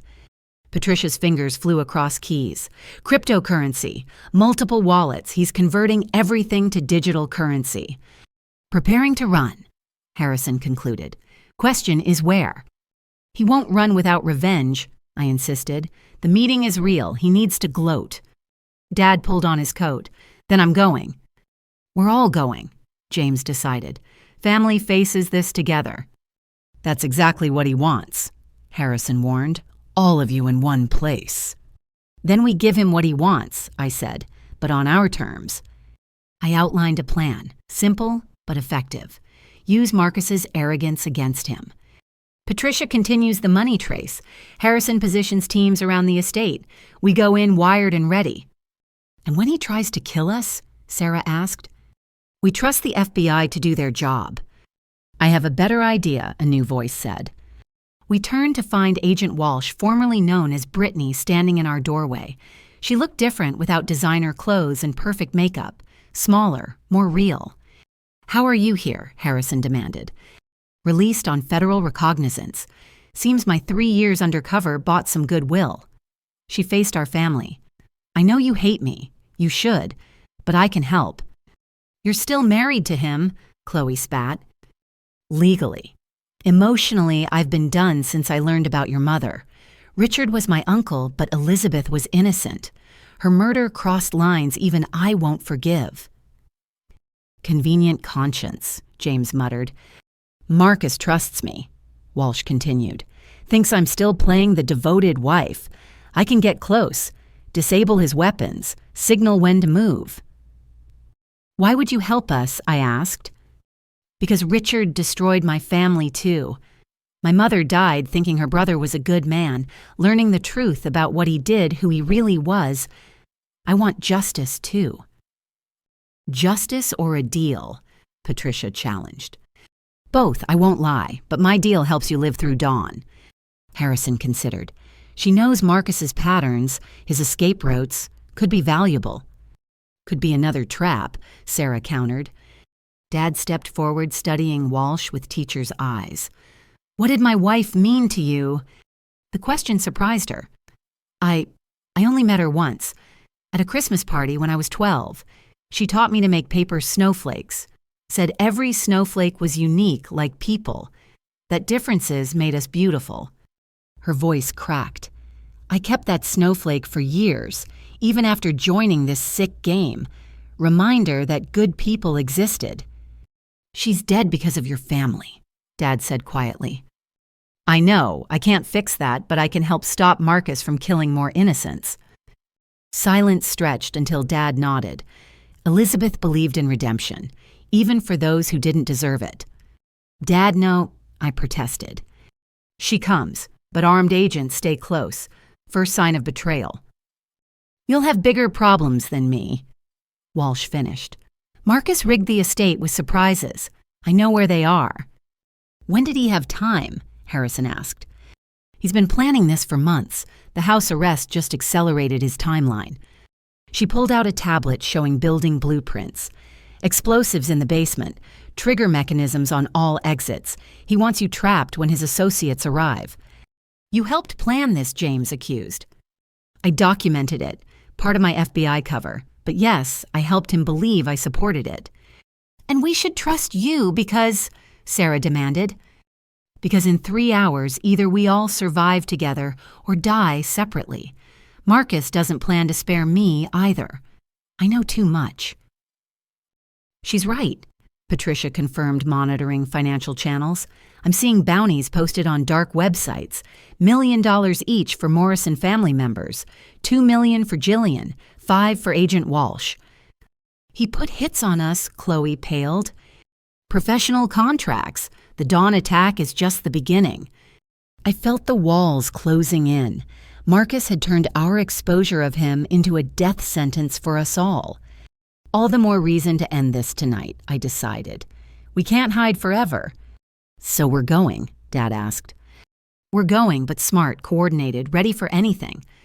Harrison began tactical planning while Walsh detailed the estate's dangers. Patricia tracked Marcus's digital footprints. My siblings prepared themselves mentally for confronting their brother one last time. I stepped onto the back porch, needing air.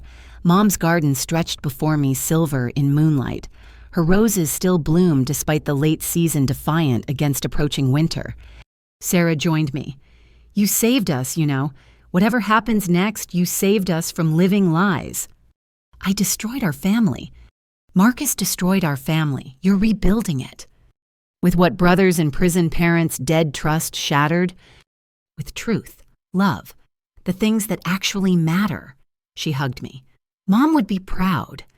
Mom would be alive if I'd acted sooner. Mom would be murdered regardless. At least now her killer faces justice. Through the window, I watched Dad coordinate with agents.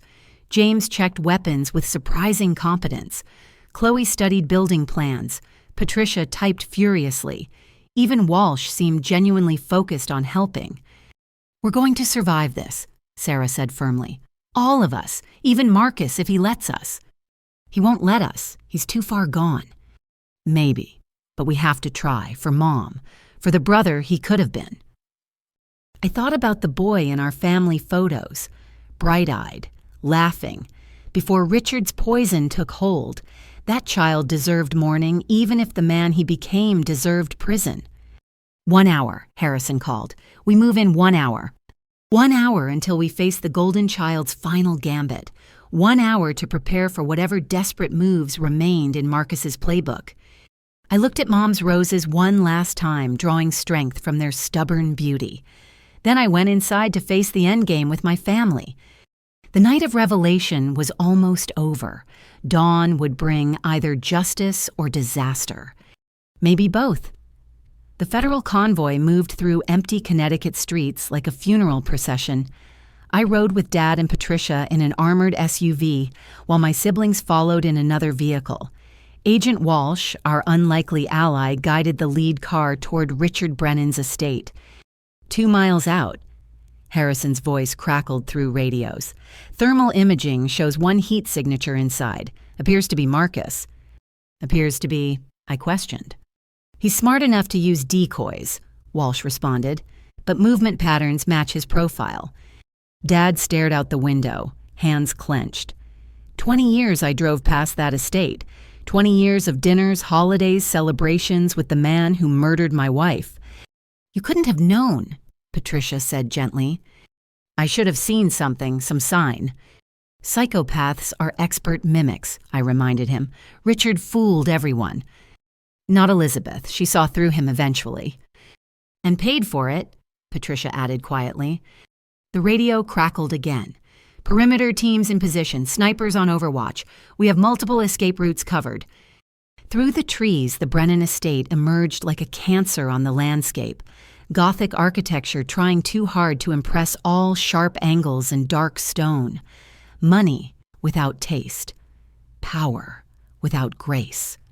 Pull back here, Walsh instructed. Marcus has cameras covering the main approach. Our convoy stopped behind a ridge. Agents dispersed into the woods with practiced efficiency. In the distance, one window glowed in the mansion's east wing. Richard's study, Walsh identified, where he kept his trophies. Trophies, James asked over comms. Photos of victims, financial records of ruins. He displayed destruction like art. My stomach turned. Mom's killer had celebrated her death in that very room. Movement, a sniper reported. Target approaching window, confirming identity. It's Marcus Morrison. My brother appeared in the window, silhouetted against golden light. He raised a champagne glass in mock salute toward our hidden position. He knows we're here, Sarah breathed. He wants us to know he knows, I corrected. Classic Marcus. Everything's a performance. Gillian, his voice suddenly boomed through hidden speakers. Family, welcome to the finale. Exterior sound system, Walsh explained. Richard used it for garden parties. I wondered when you'd arrive, Marcus continued. Though I expected more subtlety from the FBI, 17 agents is overkill for one financial advisor. 23 agents, Harrison muttered. He missed 6. Come inside. Let's discuss terms like civilized people. Or would you prefer I start the fireworks early? On cue, a small explosion rocked the estate's garden shed. Flames leaped into the night sky. Just a demonstration, Marcus assured us. The main show waits for dawn, unless we reach an agreement. What does he want? Chloe asked. Everything, I answered. Always everything. Harrison coordinated response teams to the fire while maintaining perimeter security. Through it all, Marcus watched from his window, conducting chaos like a maestro. 1 hour until dawn. Patricia noted, checking her phone. His associates will move soon. Then we go in, Dad decided. End this before more people get hurt. Negative, Harrison countered. Too dangerous. Everything's dangerous now, I argued. At least inside we can contain him. Or he contains you. Those explosives aren't for show. Jennifer knows where they are. I used Walsh's real name deliberately. We can avoid them. Some of them, she corrected. Marcus didn't share everything, even with me. Through the radio, we heard federal chatter about suspicious vehicles approaching from multiple directions. The dawn attack was mobilizing early. We're out of time, I insisted. She's right, Dad supported me. Better to face Marcus than unknown assassins. Harrison struggled with the decision. Protocol demanded caution. Reality demanded action. You have 10 minutes, he conceded. Full wire surveillance. First sign of trouble, we come in hard. I'll disable what explosives I can, Walsh offered. You're not going anywhere alone, James insisted. I'll cover you. Strange alliances forming in desperation. The con woman and the musician, the lawyer and the killer, the family and the federal agents. We approached the estate on foot, weapons drawn but lowered. The front door stood open, spilling light onto manicured grounds. Welcome home, Marcus's voice echoed. Or what was almost home. Did you know Richard wanted to adopt me officially? Give me the Brennan name. Why didn't he? I called out. Because keeping me a Morrison served his purposes better. Trojan horse inside your perfect family.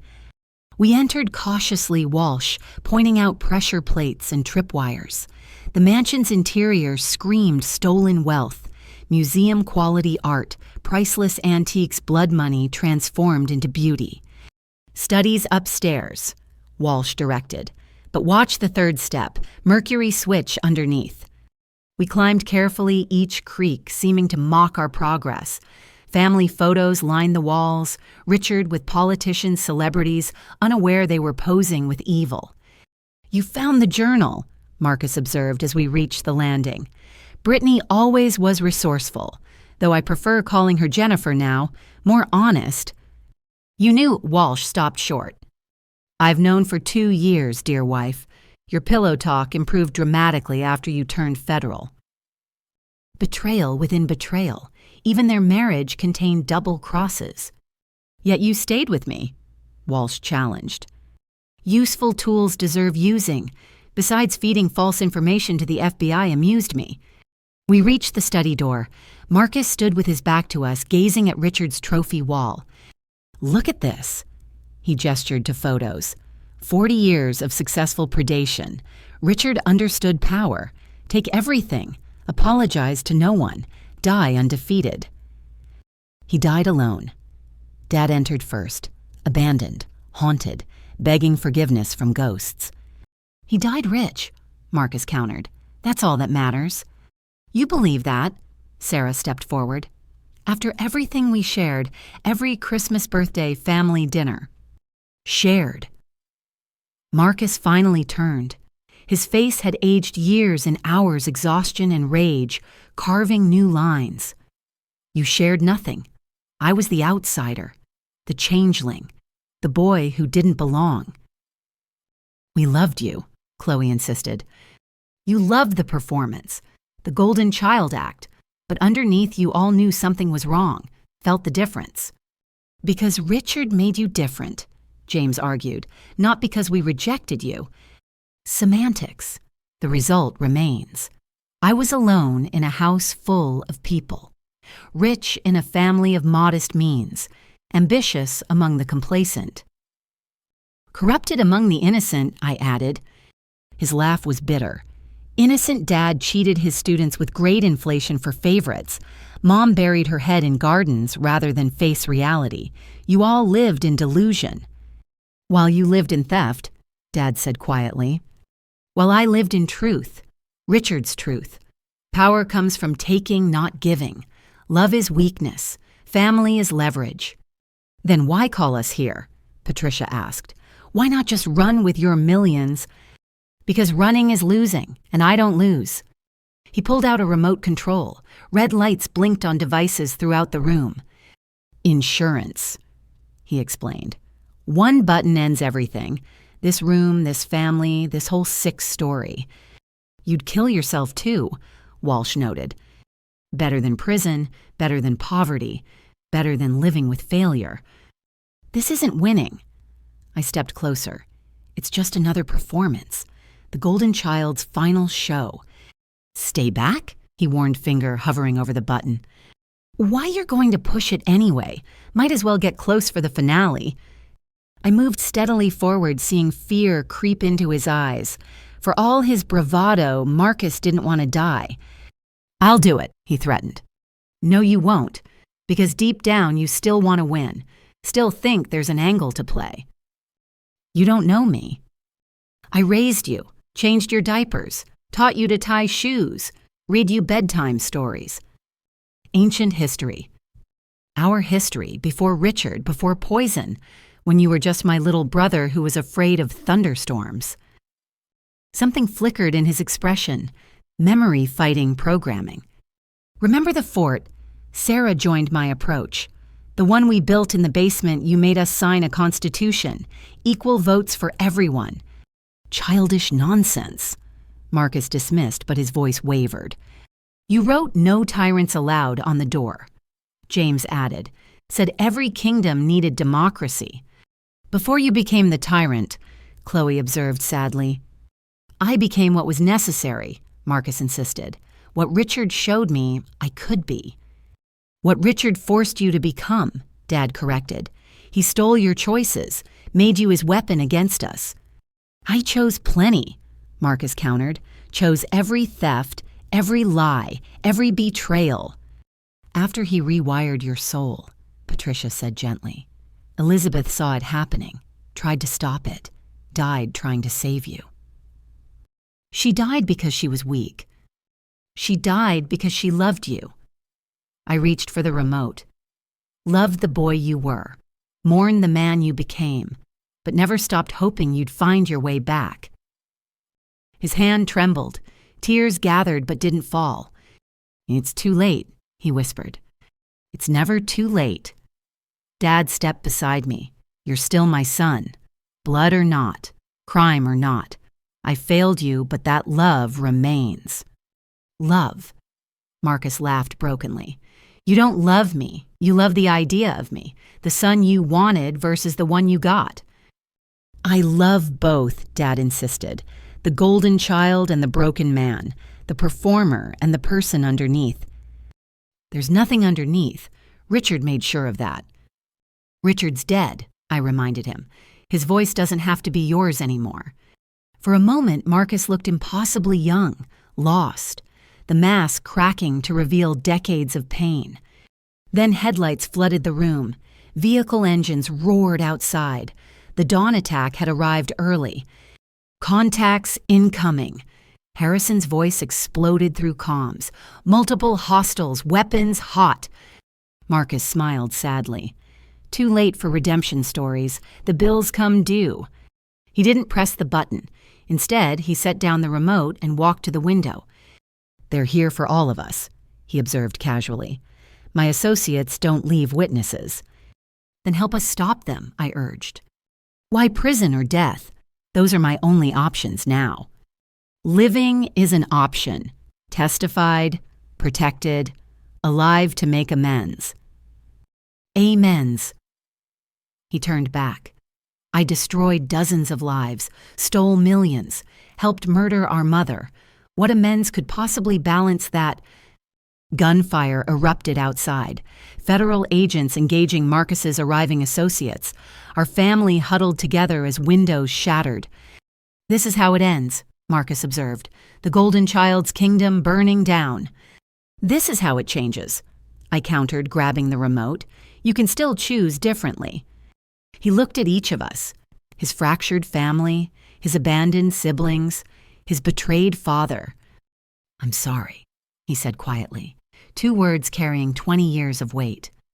Then he pulled a hidden gun, turning toward the door as footsteps pounded up the stairs. Get down, he screamed, firing at the first attacker through the doorway. Chaos exploded. Gunfire, shouts, federal agents breaching from multiple points, Marcus's associates fighting viciously. In the madness, I saw my brother's choice. Not redemption exactly, but protection. Using his last moments to shield the family he'd terrorized. A bullet caught him center mass. He staggered but kept firing, buying us precious seconds to take cover. Marcus. Dad lunged forward, but James held him back. More shots. Marcus fell to his knees, blood spreading across Richard's precious carpet. The basement, he gasped. Main charges, kitchen pantry, 60 seconds. Walsh and Harrison sprinted for the basement while agents subdued the remaining attackers. I crawled to Marcus, pressing against his wounds. Why, I asked. Mom's roses, he whispered, kept seeing them, every dream, asking why I let them die. His eyes found Dad. Tell her I remembered the Constitution, no tyrants. I'll tell her, Dad promised, tears streaming. Marcus smiled. The first genuine smile I'd seen from him in 20 years. Then the Golden Child closed his eyes and finally stopped performing. Around us, federal agents secured the scene. The dawn attack was repelled, the explosives disarmed, the family saved. But victory tasted like ash, because in the end, Marcus found redemption the only way he could, by dying for the family he'd lived to destroy. The Golden Child was gone. What remained was just a man who remembered too late what love meant. And in Richard Brennan's study, surrounded by trophies of destruction, the Morrison family mourned the brother we'd lost twice, once to corruption and finally to conscience. The aftermath of the shooting left us in a surreal calm. Federal agents processed the scene while EMTs confirmed what we already knew. Marcus was gone. Dad held his body until they gently but firmly separated them, leading us to a secure room while investigators worked. He saved us, Sarah said, numbly shocked, making her voice distant. He saved himself, I corrected quietly, from becoming Richard completely. Agent Harrison entered blood on his tactical vest, but moving steadily. Scene secure. 3 attackers dead, 2 in custody. Your brother's intelligence was accurate. We found enough explosives to level the entire estate. What happens now? Dad asked, aged a decade in one night. Now we clean up, and Ms. Morrison executes the legal strategy she's been building. All eyes turned to me. Even in grief, the machinery of justice couldn't pause. I've been preparing for 2 years. I began pulling out my secured phone. Every document filed, every protection arranged, every contingency covered. I accessed encrypted files showing them months of meticulous legal work. First, the house. 6 months ago, I established the Morrison Family Preservation Trust. Dad, you signed it, thinking it was retirement planning. The papers you brought that night, he remembered. The house can never be sold without unanimous consent from all beneficiaries. That means Sarah, James, Chloe, and myself. Marcus was specifically excluded with a morality clause. You knew he'd try to take it? Chloe asked. I knew he'd already tried. 3 previous attempts to forge deed transfers, all blocked by the trust structure. I pulled up more documents. Your personal assets are equally protected. Individual trusts preventing unauthorized access. Marcus's power of attorney was void the moment he committed fraud. But I signed, Dad protested. Under duress and misrepresentation, I filed sealed challenges to every document Marcus prepared. Judge Patterson agreed to emergency hearings if needed. Judge Patterson, James recognized the name, from Mom's book club. Who better to protect Dad than someone who knew Mom's wishes? Patricia smiled grimly. Elizabeth would be proud, using community connections for justice. That's just the beginning. I showed them FBI agreements. Every family member has immunity deals. Sarah, your actions at the bank were documented as coercion. James, any debts to Marcus are void. Illegal loans have no standing. Chloe, we're reopening your divorce settlement given Marcus's interference. You thought of everything, Sarah breathed. I thought of family. Marcus thought of money. That's why I won. Harrison's phone rang. He listened, then smiled. Brittany, Agent Walsh, located the Cayman accounts. $43 million recovered so far. That money goes to victims first, I stated. Then civil penalties. What remains establishes a restitution fund. Nothing for us, Chloe asked, then caught herself. Sorry, that sounded human, I finished. But no, we don't profit from his crimes. We survive them. I pulled up the most important document. Marcus's arrest warrant was part of a larger RICO case, racketeering charges against the entire Brennan network. With his death testimony becomes crucial. Whose testimony, Dad asked. All of ours, plus Agent Walsh, plus Patricia's evidence. We're the star witnesses in dismantling 20 years of financial predation. Testifying against our dead brother, Sarah looked sick. Testifying for his victims, Mrs. Patterson eating cat food, Mr. Kim's grandchildren losing college funds, every elder whose trust was betrayed. Through the window, dawn finally broke properly. Golden light illuminated the estate's grounds, revealing the night's damage. Bullet holes, scorch marks, blood. There's more, I continued. The validation court order I mentioned, it was signed yesterday. Every transaction Marcus made in Dad's name is under review. I showed them the judge's order. Retroactive to 5 years ago. Any transfers, sales, or financial instruments he created are frozen pending investigation. The restaurant investors, James realized, can they recover their money? Most of it. Insurance bonds cover some losses. Seized assets provide more. No one gets whole, but everyone gets something. What about criminal charges? Dad worried. If transactions are void, you're protected. Victims of identity theft aren't prosecuted for the thief's actions. Every document establishes Marcus as the sole bad actor. Using family as shields again, Patricia observed. Using law as justice, there's a difference. Agent Harrison interrupted. Ms. Morrison, we have a situation. Press caught wind of the shooting. They're gathering outside. Through windows, I could see news vans arriving. Our private tragedy about to become public spectacle. I prepared for this too. I pulled out a drafted statement. Patricia, you have media contacts. Can you coordinate? She nodded, already dialing numbers. I'll manage the narrative. Focus on victims, not family drama. Wait, Chloe said. What about Marcus's funeral? His reputation. He died saving federal agents from explosives, I said carefully. That's the story, a moment of redemption after years of crime. Lying about him even in death, Sarah challenged. Choosing which truth to emphasize. He was a criminal, also a brother. Both things matter. Dad stood slowly. I want to see him again, before they take him. Harrison looked to me. I nodded. We all do. We returned to the study where Marcus fell. His body was covered but not yet removed. Dad knelt beside him, pulling back the sheet. In death, my brother looked peaceful. The strain gone. The performance ended. Just the face I'd known since birth, finally at rest. He was 4 when you were born, Dad told me. So excited about a baby sister. Carried your picture everywhere. Before Richard, I said.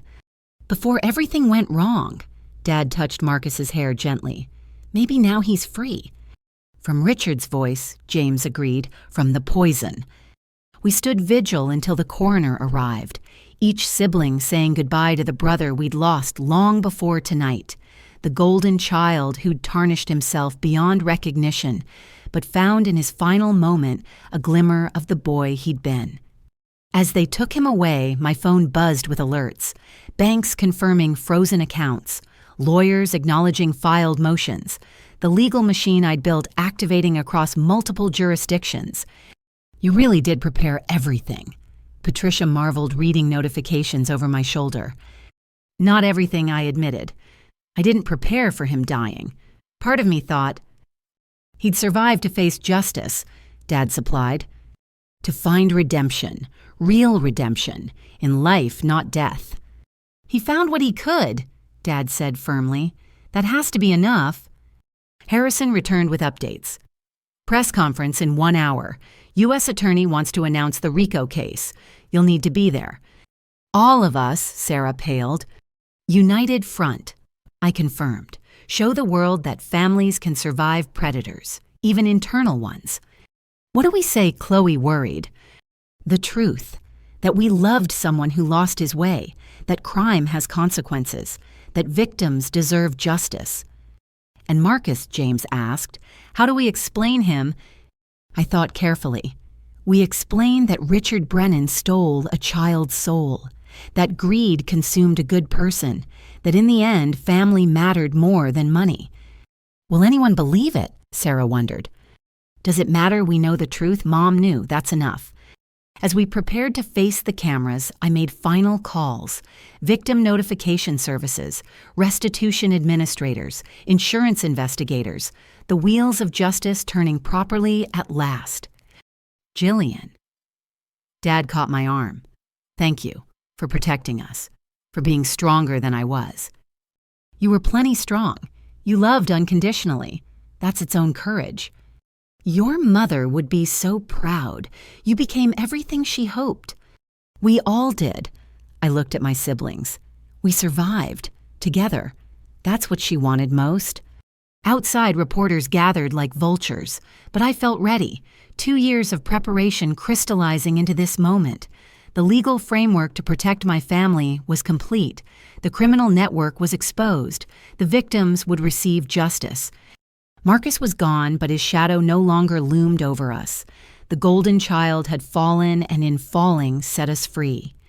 Time to tell the world how a family survives betrayal, how love endures despite theft, how justice prevails even when it costs everything. The legal lightning had struck. Now came the cleansing rain of truth. The press conference was scheduled for 9 a.m., but by 8:30 we received word that changed everything. Agent Walsh burst into our temporary headquarters at the local FBI office, face flushed with urgency. He's alive. The words didn't compute. We'd seen Marcus die, held his body, watched them take him away. That's impossible, Harrison stated flatly. The body in the morgue isn't Marcus Morrison. Fingerprints don't match. DNA pending, but preliminary blood type is wrong. The room spun.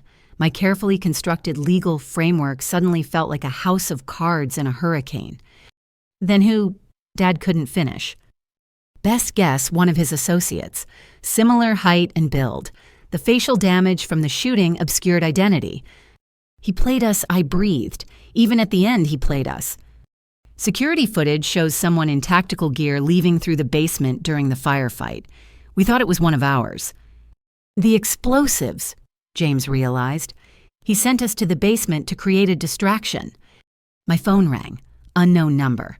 With shaking hands, I answered and put it on speaker. "Did you really think I'd die for you?" Marcus's voice filled the room alive and mocking. My grand gesture of redemption. "Please, I've been playing this family for 20 years. Why stop now?" "Marcus," Dad's voice broke, "we mourned you." Touching. "Did you cry, Dad? Did you regret choosing Gillian over your real son?" "You're not my real son," Dad said quietly. "We both know that now." Silence, then a laugh. "So Patricia told you about Richard being my father. Good. Let's stop pretending we're family." "We are family," Sarah insisted. "Blood doesn't change that." "Blood is everything. Richard taught me that. His blood runs in my veins, not Thomas Morrison's weak genetics." "Where are you?" I demanded. "Close enough to watch the press conference, far enough to escape, but I'm not calling to gloat. I'm calling to negotiate." "The U.S. attorney doesn't negotiate with fugitives," Harrison interjected. "But families negotiate with family, and despite everything, these fools still see me as theirs." He was right. Even knowing he'd faked his death manipulated our grief, my siblings looked hopeful. The golden child's hold remained strong. "What do you want?" I asked. "What I've always wanted. Everything. The house, the money, the legacy, but I'll settle for half." "Half of what?" "The 43 million Agent Walsh so helpfully recovered. Transfer half to accounts I'll specify and I disappear forever." "That money belongs to victims," Patricia stated. "Those victims were weak. Natural selection in action. They'd have lost it eventually anyway." "You're sick," Chloe spat. "I'm evolved. Richard showed me that morality is a luxury only the poor believe in." "Richard died alone and terrified," I reminded him. "Is that evolution?" "Richard died rich. That's all that matters." On another line, FBI techs worked frantically to trace the call. Harrison showed me their progress, narrowing location but needing more time. "Keep him talking," he mouthed. "Even if we wanted to transfer money," I said, "it's frozen by court order, multiple jurisdictions, impossible to move quickly." "You found ways to freeze it quickly enough. Find ways to unfreeze it." "That's not how law works." "Law." He spat the word. "Your precious law couldn't stop me for 20 years. Couldn't save Mom. Couldn't protect Dad. But suddenly, it's sacred. Law is all that separates us from predators like you." "We're all predators, Gillian. Some just admit it." Dad stepped closer to the phone. "Marcus, please, come home. Face justice. I'll stand by you through trial." "Stand by me." "You couldn't stand by me when I was your golden child. Why would I trust you now?" "Because despite everything I love you." "Love." Another bitter laugh. "You loved the performance. The son who reflected glory on you. When I stopped performing, you replaced me with Gillian." "That's not true." "Isn't it? Who did you brag about at school? Your son, the financial advisor, or your daughter, the lawyer who got the proud father speeches?" "You were stealing from my colleagues." "I was succeeding building an empire while she was still in school. But success without morality meant nothing to you." "It shouldn't mean anything to anyone," James interjected. "Spoken like a failure. How's that music career brother still playing coffee shops for tips?" "I'd rather play honestly for pennies than steal millions." "Which is why you'll always be poor, and I'll always be rich." The trace was completing. Harrison showed me coordinates. Marcus was calling from the harbor, probably on a boat ready to flee. "You said you wanted to negotiate." I redirected. "Half the money for disappearing forever. What else?" "Immunity. Full and complete. No pursuit, no charges, no investigation." "That's impossible. Federal charges are already filed." "Then unfile them. You're clever, Gillian. Figure it out." "Even if I could, which I can't, why would we trust you to stay gone?" "Because the alternative is war. I have resources, connections, people who owe me favors. Your little legal protections won't stop a determined assault." "You're threatening us again." "I'm explaining reality. Give me what I want or spend your lives looking over your shoulders. We're already doing that, Sarah said quietly. It gets worse, trust me. Through the window, I could see press gathering outside, the conference that would expose everything approaching rapidly. We need time, I stalled. Legal mechanisms take days, not hours. You have 1 hour. By the time your press conference ends, I want confirmation of transfers beginning. Or I release everything, not just financial records, personal ones, every family secret, every embarrassment, every private moment you thought was safe. You monitored us that closely. Chloe sounded sick. I know Sarah's therapy transcripts, James's addiction struggles, Chloe's breakdown after the divorce, Dad's grief journals, even perfect Gillian's moments of doubt. Those are private. Nothing's private from family, and I documented everything. The violations kept multiplying, not just financial predation, but emotional surveillance. The golden child is family stalker. Release it, I said firmly. We have nothing to hide. Really, Dad doesn't mind the world knowing about his suicide attempt after Mom died. Sarah's comfortable with her eating disorder becoming public. James wants his drug arrest at 17 broadcast. Each revelation landed like a blow. Things we'd thought buried. Moments of pain weaponized. You're evil, James stated simply. I'm prepared. The difference between winner and loser. You've already lost, I countered. Living in shadows. Running forever. No family, no home, no peace. I'll have money. Money buys everything else. Money didn't buy Richard love. Won't buy you redemption. Still believing in redemption after everything I've done, you're more naive than Mom. Mom believed in redemption until her last breath. That's strength, not naivety. Mom killed herself rather than face truth. That's weakness defined. Mom was murdered by your real father, the man you're so proud to emulate. Silence stretched. When Marcus spoke again, his voice had changed. Colder, harder. 1 hour, half the money or full exposure. Choose wisely. The line went dead. We stood in stunned aftermath, processing new betrayals. He monitored our therapy, Sarah whispered, our private moments. He monitored everything. Patricia confirmed, checking her systems. I'm finding hidden cameras in all your homes, keyloggers on computers, your entire lives under surveillance. For how long? Dad asked. Years, maybe a decade. The technology evolved, but the invasion remained constant. How do we fight that? Chloe despaired. He knows everything about us. And we know everything about him, I reminded them, including where he is. Harrison confirmed it. Harbor patrols moving in, quiet approach. We might get him. He'll have contingencies, Walsh warned. Marcus always has contingencies. Then we need our own. I looked at my family. He wants to expose our secrets. Let's expose them first. What? Sarah recoiled. Press conference in 20 minutes. We control the narrative, admit our struggles, own our pain, take away his ammunition. Air our private battles publicly. James looked skeptical. Transform them from weapons to testimonies. Show that everyone struggles, everyone falls, but not everyone becomes a predator because of it. That's insane, Chloe protested. That's honest, the one thing Marcus never learned to be. Dad considered. Your mother would approve. Truth over comfort. Always. We don't have to do this, I assured them. We can try to pay him. Hope he honors the deal. He won't, Patricia stated. Blackmailers never stop, they just escalate. Then we stop him first, Sarah decided, with truth. One by one, my siblings agreed. The family that had hidden behind facades for 20 years would finally step into light. What about the money? Chloe asked. Goes to victims, every penny. Marcus gets nothing. He'll retaliate, James warned. Let him. We'll be free. No more secrets to exploit, no more shame to manipulate.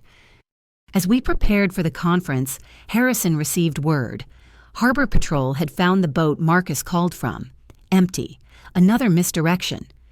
He's still playing us, Walsh observed. No, I corrected. He's still performing, but we're done being his audience.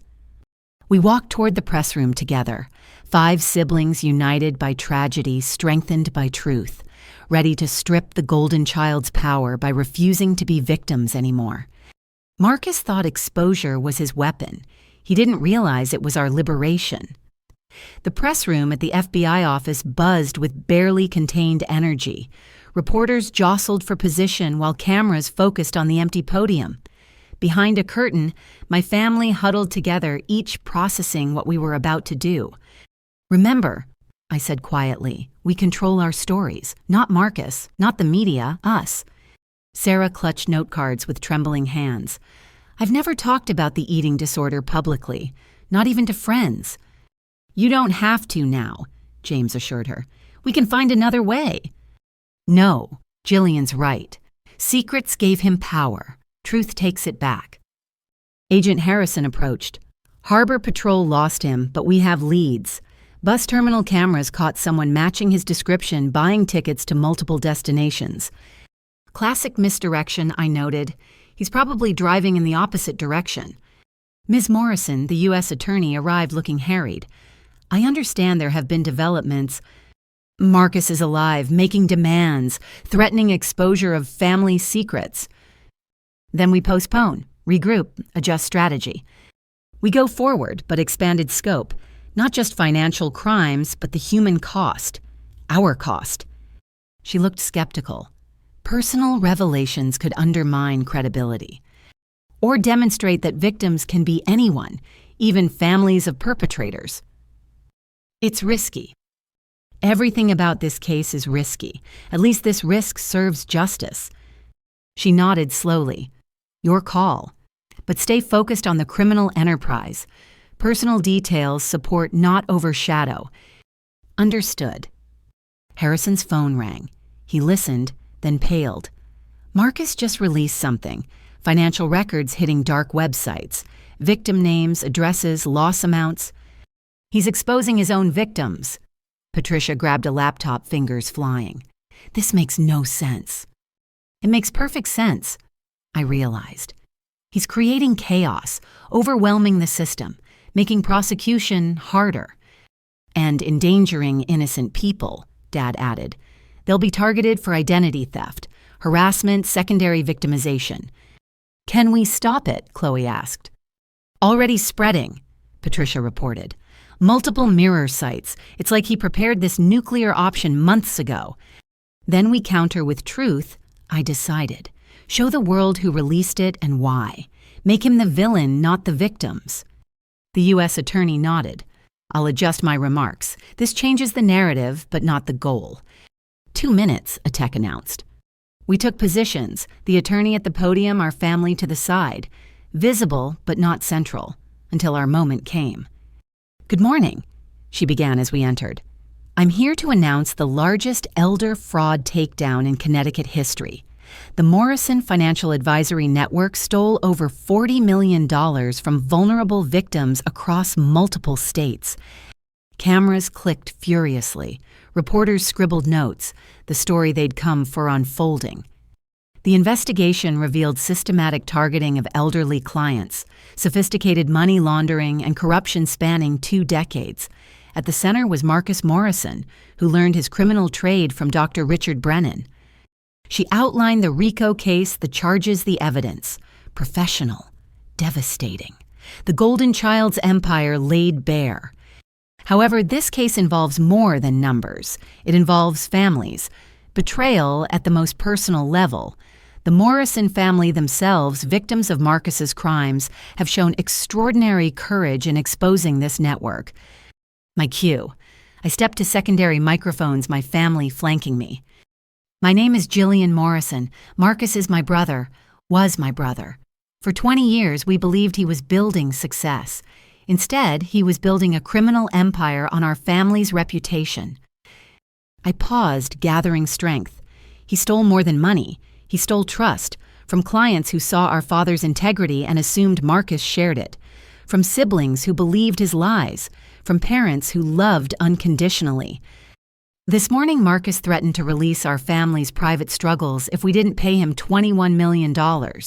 medical records, therapy notes, moments of pain he surveilled and stockpiled. Murmurs rippled through reporters.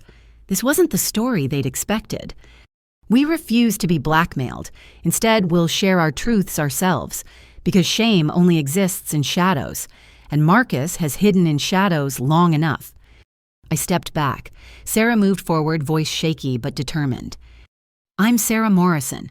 I work at Connecticut Savings. Marcus manipulated me into providing account access claiming our father had dementia. I helped him steal because I trusted him.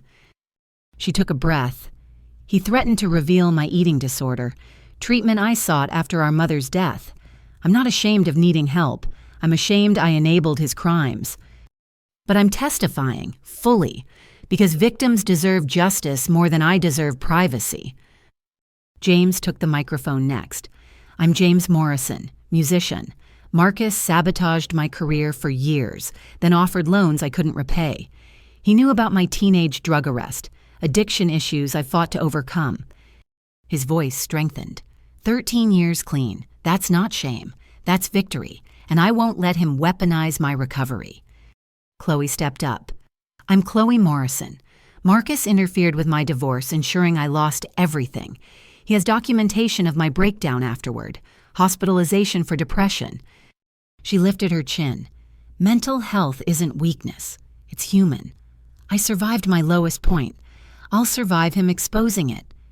Dad approached slowly, aged but dignified. I'm Thomas Morrison, father who failed, teacher who was deceived, widower who attempted suicide in grief. The admission hung heavy. Marcus has my private journals, moments of despair after losing Elizabeth. But grief isn't shameful. Love lost hurts. That's not weakness. That's humanity. Patricia surprised us by joining. I'm Patricia Chen Elizabeth's sister, exiled for discovering truth. Marcus has records of my own struggles, therapy for family trauma, medication for anxiety. Every family has pain. Ours just had a predator documenting it, but predators lose power when prey refuses to hide. We stood together, exposed but unbroken. The press room had gone silent, processing this unprecedented confession. The U.S. attorney resumed control. The Morrison family's courage in facing both public corruption and private pain demonstrates why this prosecution matters. Criminals like Marcus Morrison don't just steal money, they steal dignity, security, family bonds. But as you see, they can't steal truth or courage or justice. She outlined next steps: victim restitution, ongoing investigation, the hunt for Marcus. Mr. Morrison faked his death this morning to avoid capture. He's now releasing victim information online, further victimizing those he's already harmed. We need public help finding him before more damage occurs. Marcus's photo appeared on screens, the golden child exposed as common criminal. Questions erupted, reporters shouting over each other. We answered what we could, stayed silent on active investigation details. Ms. Morrison, one called out, "Do you really think public confession protects your family?" "I think truth protects everyone. Marcus trades in secrets. We're declaring bankruptcy on that currency." But victim information is still spreading online. Patricia pulled out her laptop. "Not for long. FBI cyber teams are working with major platforms, sites going dark, information being contained. We can't stop everything," I admitted. "But we can minimize damage, warn victims, provide credit monitoring, show that exposure doesn't mean destruction." "What about Marcus? Where do you think he's gone?" "Wherever predators go when hunting grounds disappear. But he can't run forever. Too many people looking, too much evidence compiled." "Would you forgive him?" a reporter asked Dad. "I forgive the boy he was, pity the man he became. But forgiveness doesn't mean escape from consequences. He must face justice. Even if it means life in prison. Especially then, prison might save whatever soul remains. Running only feeds the disease." My phone buzzed, text from unknown number. I showed Harrison. "Brave performance, sis. But performances end. Reality remains. Check your email. Harrison's tech team traced while I accessed my secured email. A single message with attachments. Photos. Our family through the years but corrupted. Surveillance shots from hidden cameras, private moments violated, and worse, fabricated images. Technology merging truth with lies. Deep fakes, Patricia identified. He's creating compromising material that never existed. Can you prove they're fake? Chloe worried. Eventually, but damage spreads faster than debunking. Then we don't debunk, I decided. We dismiss, make his desperation obvious. I returned to the podium. Marcus just sent manipulated images, fake compromising photos created by AI. When truth didn't serve his purpose, he manufactured lies. This is what criminals do when cornered. They lash out, fabricate, destroy what they can't possess. But pixels aren't power. Truth is. And the truth is, Marcus Morrison is a desperate fugitive creating digital fiction because reality has turned against him. How do we know what's real versus fake? A tech reporter asked. You don't. That's his goal. Chaos through uncertainty.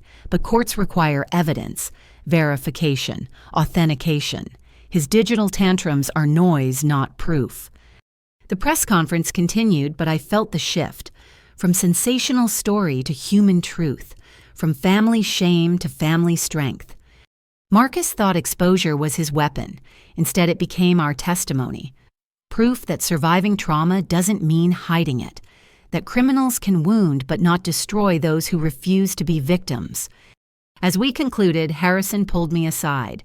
Canadian Border Patrol thinks they spotted him, following up. He won't go to Canada. Too obvious. Where then? I thought about my brother, his patterns, his pride. Somewhere he thinks he owns, somewhere that feeds his ego. The estate, we have agents. No, somewhere else, connected to Mom. Understanding dawned. The cemetery. He needs to gloat, to tell her he won. That's where he'll go. That's insane. That's Marcus, brilliant but broken. He can't leave without claiming victory over her ghost. Harrison mobilized units while we extracted ourselves from reporters. The family phoenix had risen from ashes of exposure, now to catch the arsonist who'd lit the fire. You did it, Patricia told us as we left. Turned his weapons into your strength. We survived it, I corrected. Strength comes next. What's next? Sarah asked. We catch him, try him, convict him, then rebuild without him. Think he's really at the cemetery? James wondered. He's there, performing for the only audience that ever mattered, the mother he helped destroy. We drove toward the cemetery, federal convoys following, the final confrontation approaching. Marcus would stand at Mom's grave claiming victory over her values. He didn't know her children had become her vengeance, truth her weapon, justice her legacy. The golden child's last performance was about to end where our family tragedy began, at the grave of the woman who'd loved him despite seeing what he'd become. Time to bring Marcus home, not to the house he'd tried to steal, but to the cell he'd earned, and maybe finally to the peace that comes from facing truth without performance. The phoenix had risen, now to cage the fire starter before he burned again. We arrived at Fairview Cemetery as storm clouds gathered, lending drama to an already theatrical moment. FBI vehicles surrounded the perimeter while we approached Mom's grave in a tight formation. Harrison had wanted us to wait, but I knew my brother. His ego demanded an audience, especially family. Marcus stood exactly where I'd predicted, his back to us, speaking to Mom's headstone. Designer suit immaculate despite his fugitive status. The golden child still performing even now. 20 years, Mother. His voice carried on the wind. 20 years of building what you never could. An empire, a legacy, real power. Marcus, Dad called out. My brother didn't turn. The cavalry arrives. Tell me, Dad, did you enjoy your public confession admitting weakness to the world? I admitted humanity. There's a difference. Semantics. You showed them you're broken, pathetic, Everything Richard said you were. Richard's dead. I stepped closer. His poison doesn't have to be your voice anymore. Marcus finally turned. His face shocked me. Gaunt, exhausted eyes burning with manic energy. The successful businessman mask had slipped, revealing the desperate criminal beneath. Still trying to save me, Gillian, even after everything? Trying to stop you. Salvation's your choice. He laughed, the sound sharp and wrong. Salvation, redemption, Mom's favorite words. Look where they got her. He gestured to the grave, 6 feet under, destroyed by truth she couldn't face. Murdered by your father, Sarah corrected. We know about the poison, the slow killing. Murdered, suicide, details. She's dead either way. And you helped, James accused. Covering for Richard, tormenting her with betrayals. I survived. In this family, that's an achievement. Federal agents moved into position, but Harrison held them back. This needed to play out. Marcus needed to hang himself with words, not force. You know what I found fascinating? Marcus continued, pulling something from his pocket. Mom left letters, hidden everywhere, including one for me. My breath caught. Patricia had mentioned letters, but we hadn't found them all. Want to hear what she wrote to her precious Marcus, her corrupted son? Don't, Dad warned. Those words were private. Nothing's private in this family. You taught me that with your public confessions. He unfolded aged paper with theatrical reverence. My dearest Marcus. He read in cruel mimicry of Mom's voice. By the time you find this, I'll be gone, but my love remains. Stop, Chloe pleaded. I know what Richard has done to you. The poison he's fed your soul. I failed to protect you from him, and that failure haunts me more than my own approaching death. His voice cracked slightly, humanity peeking through before he crushed it. But I also know the boy you were, kind, protective, the child who shared his Halloween candy with siblings, who read stories to baby Chloe. That boy still exists beneath Richard's corruption.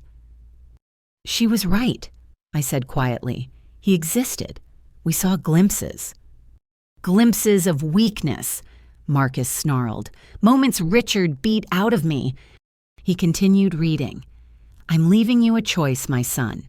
Continue on Richard's path and destroy everything beautiful in your life. Or remember love. Choose family. Find your way home. The money, the power, the golden throne Richard promised. They're illusions. Only connection matters. Only truth heals. Only love lasts. Marcus crumpled the letter. Pathetic. Even dying, she clung to delusions. Love connection. Where were those when she swallowed pills? In that letter, Dad said firmly, in her final attempt to save you. Save me. Marcus pulled out more letters. She wrote to everyone. Want to hear Patricia's full of apologies for trusting her with evidence, or Sarah's begging forgiveness for not protecting her from grief. Those aren't yours to share. Patricia stepped forward. Everything's mine to share. I own this family's secrets. He held up another envelope. James, she worried your music would suffer from sadness. Chloe, she feared you'd lose your joy. Dad, she forgave your weakness and begged you to be stronger. And Gillian. His eyes found mine. Perfect Gillian got the longest letter. Want to know why? I stayed silent. Because she knew you'd be the one, the family defender, the truth bringer, the daughter who'd stop the sun. He produced my letter sealed for 20 years. Should we read it together? See what prophecies Mom left? Give it to me, I said simply. Come get it. I walked forward slowly, agents tensing. But this wasn't about physical confrontation. This was about choices. Mom's final gifts. You know what the saddest part is? I asked as I approached. She loved you most. Despite everything, knowing everything, she loved you most. Lies. Truth. Why else write to you first? Why else keep hoping until her last breath? I reached for the letter. He didn't pull back. Because she was weak, he said, but uncertainty colored his voice. Because she was strong. Strong enough to love the unlovable, to hope for the lost, to believe in redemption even for Richard Brennan's son. I am Richard's son. You're also her son, Dad's son, our brother. That matters too. For a moment, something shifted in his eyes. The boy Mom remembered flickering through. Then his phone buzzed, breaking the spell. He glanced at it and smiled. Touching moment, but my ride's here. A helicopter appeared over tree lines, approaching fast. Did you really think I'd stand here without an exit strategy? He backed toward the landing zone. Enjoy your letters. Enjoy your victory. Enjoy your poverty. Marcus, please, Sarah called out. It doesn't have to end like this. It ended 20 years ago. You just refused to see it. The helicopter descended wind-scattering leaves across Mom's grave. Federal agents moved, but Marcus held up a device. Insurance, he shouted over rotor noise. Dead man switch. I release my thumb, every Morrison family document hits the internet. Tax returns, medical records, everything. You'd destroy us even in escape, Dad asked. I'd ensure mutually assured destruction. Back off or burn with me. The helicopter touched down, door opening, escape yards away. That's when Patricia surprised everyone. Elizabeth knew you'd run. Marcus paused. She knew you'd choose Richard's path, so she prepared something special. Check your accounts, nephew. All of them. Marcus fumbled for his phone, keeping the dead man switch active.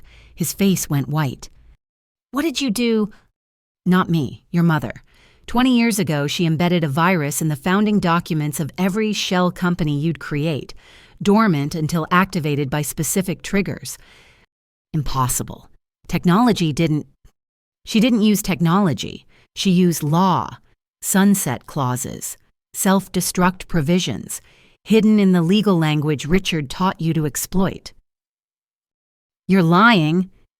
Check again. Every account, every haven, every carefully hoarded dollar. Marcus's phone showed the truth. Accounts zeroing out, transfers reversing, 20 years of stolen wealth evaporating. She knew, Patricia continued, that you'd build on Richard's foundation, so she made that foundation poison, took her own life to activate clauses requiring her death certificate. The suicide wasn't just despair, I realized. It was a trigger. A 20-year time bomb, Patricia confirmed, designed to detonate when Marcus felt safest. Marcus stared at his phone in horror, his empire crumbling in real time, the golden throne collapsing to dust.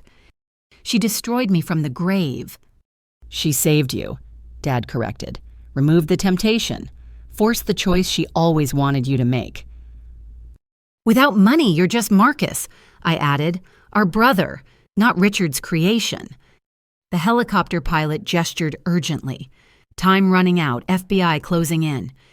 Marcus looked at us, his family, the people he'd terrorized and betrayed but who still stood here, still hoping. Then he looked at the helicopter. Freedom. Empty freedom, but freedom nonetheless. You want me to choose family over escape? He laughed bitterly. After everything I've done, we want you to choose yourself over Richard, James said. The person over the performance. That person died with Mom. That person wrote Halloween candy shares into his will at age 9, Chloe reminded him. I found the document in Mom's papers. You wanted to make sure we'd never run out of candy. Something broke in Marcus's expression, the mask finally cracking completely. I can't, he whispered. I've gone too far, done too much. Prison isn't death, I urged. It's consequence, but also possibility. Chance to find who you are without Richard's voice. 20 years minimum, maybe life. 20 years to remember the boy Mom loved, to honor the mother we failed. The helicopter pilot made a final gesture, now or never. Marcus stood at the crossroads. The dead man's switch trembled in his hand. One choice destroyed his family's privacy, the other destroyed his freedom. Mom, he said to the gravestone, you won, even dead you won. Then he did something unexpected. He walked to her grave and placed his hand on the stone. the gesture of a son saying goodbye, or hello, or sorry. The helicopter lifted off without him. Federal agents moved in carefully, mindful of the switch, but Marcus simply handed it to Harrison. "It's fake," he admitted. "The switch, the documents, all performance. I destroyed everything compromising months ago. Even I have limits." "You threatened us with nothing," Sarah gasped. "I threatened you with fear. Usually that's enough." They cuffed him gently, almost respectfully, the golden child submitting to justice at his mother's grave. "The letters," he said to me as they led him away. "Read them, all of them. She saw this ending, planned for it. The suicide was just the first move in a 20-year chess match. Against Richard. For us. Everything she did was for us, even dying. They put him in the transport. Through the window, I saw him looking back at Mom's grave. No longer the golden child, just a broken man beginning to understand the weight of a mother's love." We stood in silence after they left. 5 siblings around their mother's grave, holding letters written in hope and sealed in despair. "Should we read them?" Chloe asked. "Together," Dad decided, as she intended. We sat on the grass, uncaring about expensive clothes or approaching rain. One by one, we opened Mom's final words. Each letter was different yet connected. Pieces of a puzzle she'd left for us to solve. Together, they revealed the truth. She'd known about Marcus's corruption, Richard's evil, our family's trajectory. But rather than despair, she'd chosen strategic hope. Planted seeds in law and love that would bloom when needed most. "She saved us," James marveled. "Even in death, she saved us." She saved Marcus too, I realized. Forced him to face himself without money's shield. "Think he'll survive prison," Sarah worried. "He'll survive," Dad said firmly, "and maybe finally heal. Without performance, without pressure. Just Marcus facing truth." The rain began gentle at first. We gathered the letters, precious evidence of a mother's endless love. As we walked back to the cars, I looked back at her grave. The headstone read, "Elizabeth Morrison, beloved wife and mother, truth in love." 20 years later, we finally understood what that meant. 3 months after Marcus's arrest, the federal courthouse in New Haven became the stage for the final act of our family tragedy. Media lined the steps while protesters demanded justice for elderly victims. Inside, 24 of Marcus's victims filled gallery rows, their faces mixing hope with weathered pain. I sat at the prosecution table as the lead witness, my family behind me, in the first row. Across the aisle, Marcus appeared diminished in his orange jumpsuit. The designer suits were gone, the golden boy swagger replaced by something I hadn't seen before. Acceptance. "All rise," the bailiff announced, the Honorable Judge Catherine Walsh presiding.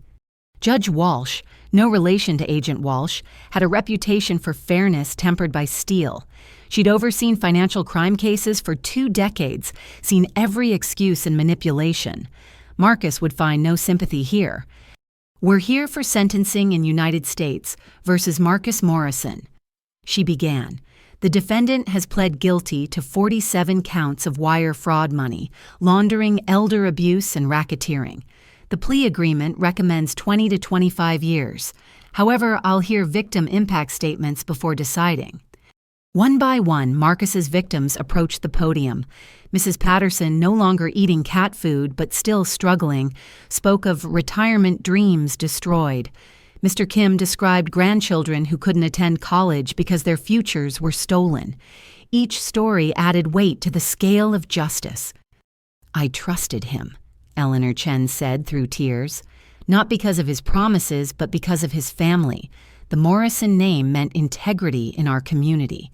He perverted that legacy for greed." Marcus sat straighter with each testimony, finally hearing the voices he'd silenced with schemes and lies. No longer numbers and accounts, but humans with hearts he'd broken. When victims finished, the prosecutor called me forward. "Ms. Morrison, as both family member and key witness, please share your perspective."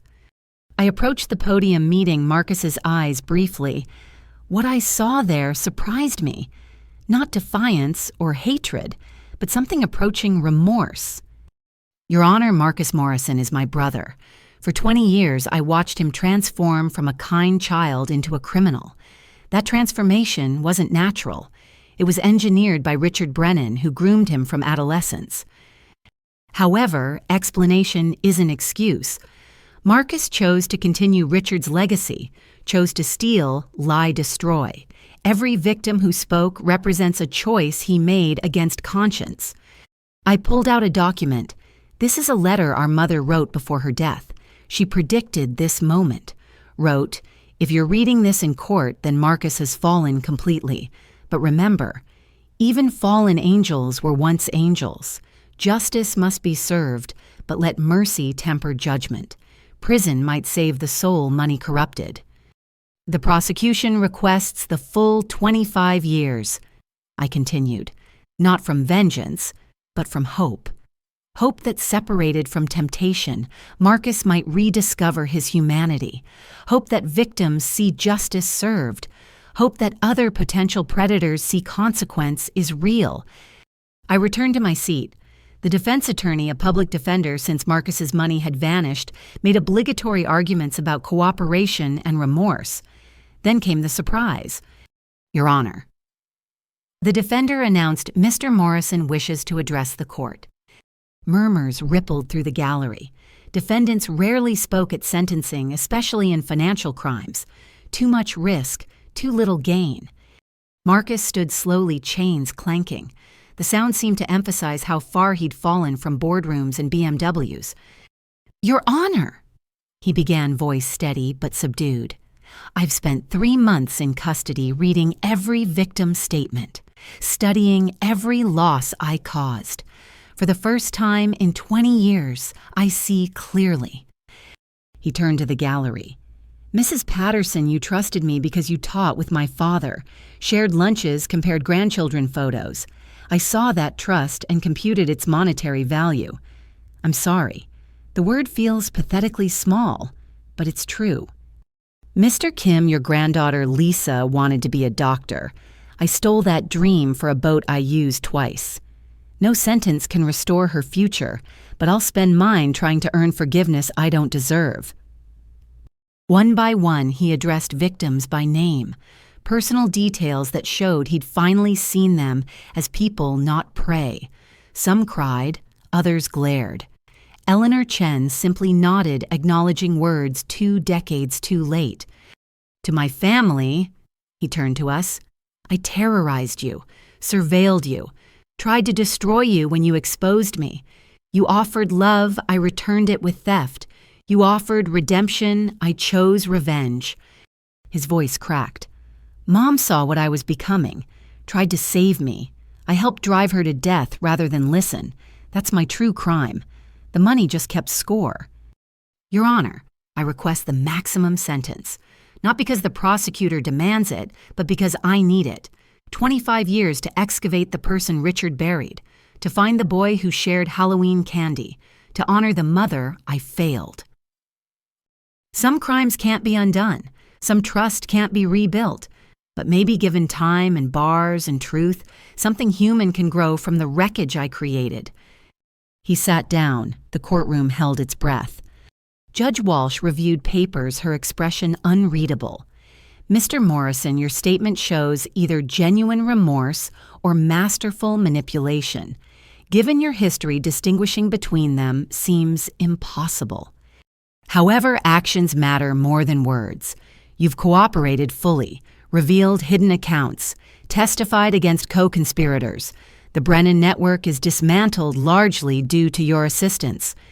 But cooperation born from self-interest isn't nobility, it's strategy. And your victims deserve more than strategic sorrow. She looked at the gallery. The elderly are society's treasures. They've earned peace, security, dignity. You stole all 3. Perverted family trust for personal gain.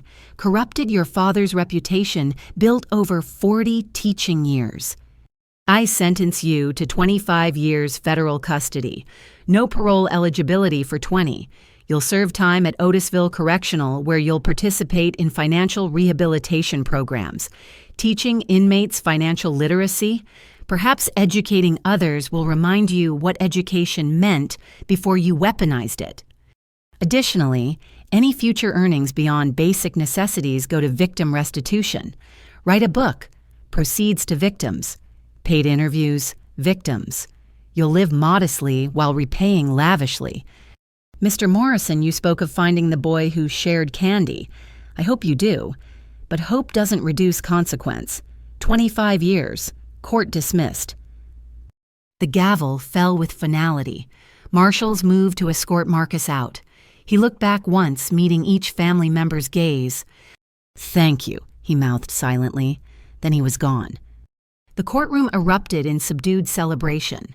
Victims hugged, prosecutors shook hands, justice served even if healing would take longer. Outside, media swarmed. I gave a brief statement about closure and consequences while my family slipped away. We'd played our parts. Now came the harder task, living without the golden child's shadow. That evening, we gathered at the house Marcus had tried to steal. Dad cooked Mom's recipes while we shared memories untainted by recent horrors. Stories of young Marcus teaching James guitar chords, helping Sarah with math homework, building blanket forts with Chloe. "Think he meant it?" Sarah asked. "The apology." "Does it matter?" James countered. "He's gone either way." "It matters," Dad said firmly. "Real remorse means possibility. Maybe in 25 years we'll have a brother worth knowing." "You'd forgive him?" Chloe seemed incredulous. "I'd consider it. Your mother believed in redemption, even wrote it into her final chess moves." Patricia had spent weeks analyzing Mom's legal maneuvers, the sunset clauses that destroyed Marcus's empire, the trust structures protecting our assets, the evidence preserved for this exact moment. She orchestrated justice from beyond, Patricia marveled. Knew law better than most lawyers. She knew her son, I corrected, knew what would save and damn him, chose both. We toasted Mom's memory with her favorite wine. The woman who'd seemed fragile had proved strongest. The suicide that appeared surrender was actually strategy. The mother who'd died broken had broken her son's corruption from the grave. To Elizabeth Morrison. Dad raised his glass, wife, mother, and apparently grandmaster chess player. To Mom, we echoed. Later I stood in her garden. The roses bloomed impossibly bright for late winter, as if celebrating justice served. I thought about Marcus in his cell beginning a quarter-century journey back to himself. "You won, Mom," I whispered to the flowers. "Saved us all, even him eventually. Hope you're finally at peace." A butterfly landed on a rose wings catching moonlight. Beautiful, fragile, transformative. Like the justice we'd fought to achieve, like the family we'd fought to preserve. The golden child was gone. The family remained, scarred but stronger, tested but together. And somewhere in federal custody, a fallen son began the long climb back to the light his mother never stopped believing he'd find. Justice served, mercy offered, truth triumphant. The Morrison family tragedy had ended. The Morrison family healing could finally begin. 1 year later, we gathered in the same dining room where Marcus had announced his plans to steal our home. But today, sunlight streamed through windows that had once framed federal agents, and the table that had held evidence boxes now overflowed with architectural plans and hope. The Elizabeth Morrison Center for Financial Recovery. Sarah read from the blueprint header. Mom would have loved this. The house had been transformed but not sold. The East Wing now housed therapy rooms for fraud victims. The basement Marcus had used to terrorize us became a computer lab for financial literacy classes. Mom's garden remained untouched, a sanctuary amid services. First clients start Monday. I announced reviewing schedules. 43 of Marcus's victims have enrolled in free counseling and financial planning. Mrs. Patterson's teaching a budgeting class, James added, turning her struggle into strength for others. Dad emerged from the kitchen carrying Mom's coffee pot, now serving volunteers, instead of family alone. At 71, he moved with renewed purpose, no longer the broken man Marcus had tried to destroy. Who would have thought, he mused, that our house of secrets would become a house of healing? Through the window, I saw Patricia directing contractors finishing the memorial wall. Each brass plate bore a victim's name, not in shame but in solidarity. Marcus's crimes had created an unexpected community. Letter from Marcus, Chloe announced, holding up an envelope from the morning mail. We'd been receiving them monthly. His handwriting had changed from aggressive slashes to careful curves, as if he was relearning how to communicate without manipulation. Should we read it? Sarah asked. Today of all days. Today marked the anniversary of Mom's death. 21 years since she'd swallowed pills to trigger the legal mechanisms that would eventually save us all. She'd want us to, Dad decided. Redemption includes acknowledgement. Chloe opened the letter, reading aloud. Dear family, today I'm teaching fellow inmates about predatory lending. Ironic the expert thief warning about thieves. But maybe that's the point. Who better to spot a con than a former con artist? I've been assigned a job in the prison library, surrounded by books Mom would have loved. Found myself reading poetry yesterday. William Blake. Without contraries is no progression. Made me think about us. How destruction preceded reconstruction. Mrs. Patterson wrote me, can you imagine the woman I reduced to eating cat food offering forgiveness? Said Mom visited her in dreams, insisted on mercy. I don't deserve it, but I'm learning to accept grace I haven't earned. The money's gone, but memories remain. Not the bitter ones I nursed for decades, but older ones. Deeper ones. Teaching Chloe to ride a bike. Helping James write his first song. Sarah's pride when she solved that impossible math problem. Gillian defending me from playground bullies before I became one myself. 24 years left. Sometimes feels like forever. Sometimes like not enough. How long to excavate a soul? How many years to rebuild what greed destroyed? I'm sending something else. Found it hidden in my cell by the previous occupant. Seems appropriate. Use it, however, helps most. Still unworthy, but working on it, Marcus. Inside the envelope was a check, modest but meaningful, his prison earnings for the year, every cent he could spare beyond basic needs. He's trying, Chloe said softly. Trying's a start. I agreed. Change takes time. A knock interrupted. Agent Walsh, Jennifer now having returned to her real name after the trial, entered carrying boxes. Final evidence release, she announced. FBI's closed all related cases.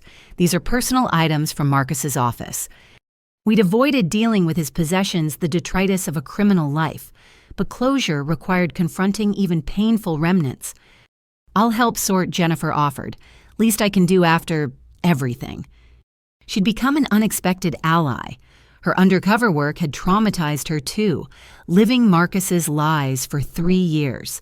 She attended therapy at the center, transforming from perpetrator to survivor. We opened boxes carefully. Most contained what we'd expected: fraudulent documents, expensive trinkets, evidence of excess. But at the bottom of the last box, wrapped in Mom's scarf, we found treasure. Family videos, James breathed, holding up old tapes. I thought these were destroyed. Marcus saved them. Sarah seemed stunned. Hidden in his private safe, Jennifer confirmed, behind millions in bearer bonds. He valued these more than money. We set up Mom's old VCR technology creaking to life. The first tape showed Christmas 1995, Mom alive, radiant, directing our chaos with laughing authority. Marcus, help your sisters with the cookies, her voice commanded across decades. Young Marcus maybe ate carefully guided toddler Chloe's hands to place chocolate chips. No trace of the criminal he'd become, just a big brother taking responsibility seriously. He was good once, Dad said quietly, before Richard's poison. More tapes revealed more truth. Birthday parties where Marcus ensured everyone got equal attention. family vacations where he carried tired siblings, school plays where he cheered loudest for our small triumphs. Look, Patricia pointed to background details. Richard's always there, watching, waiting. She was right. In video after video, Richard Brennan lurked at edges, the family friend who was actually family predator, documenting planning, corrupting. He stole our brother, James said with fresh anger, slowly, deliberately, while we watched unknowing. But Marcus kept these videos, I noted. Even while becoming Richard's creature, he preserved evidence of who he'd been. Part of him always remembered, Dad agreed. The boy Mom loved never fully died, just got buried deep. The final tape was different.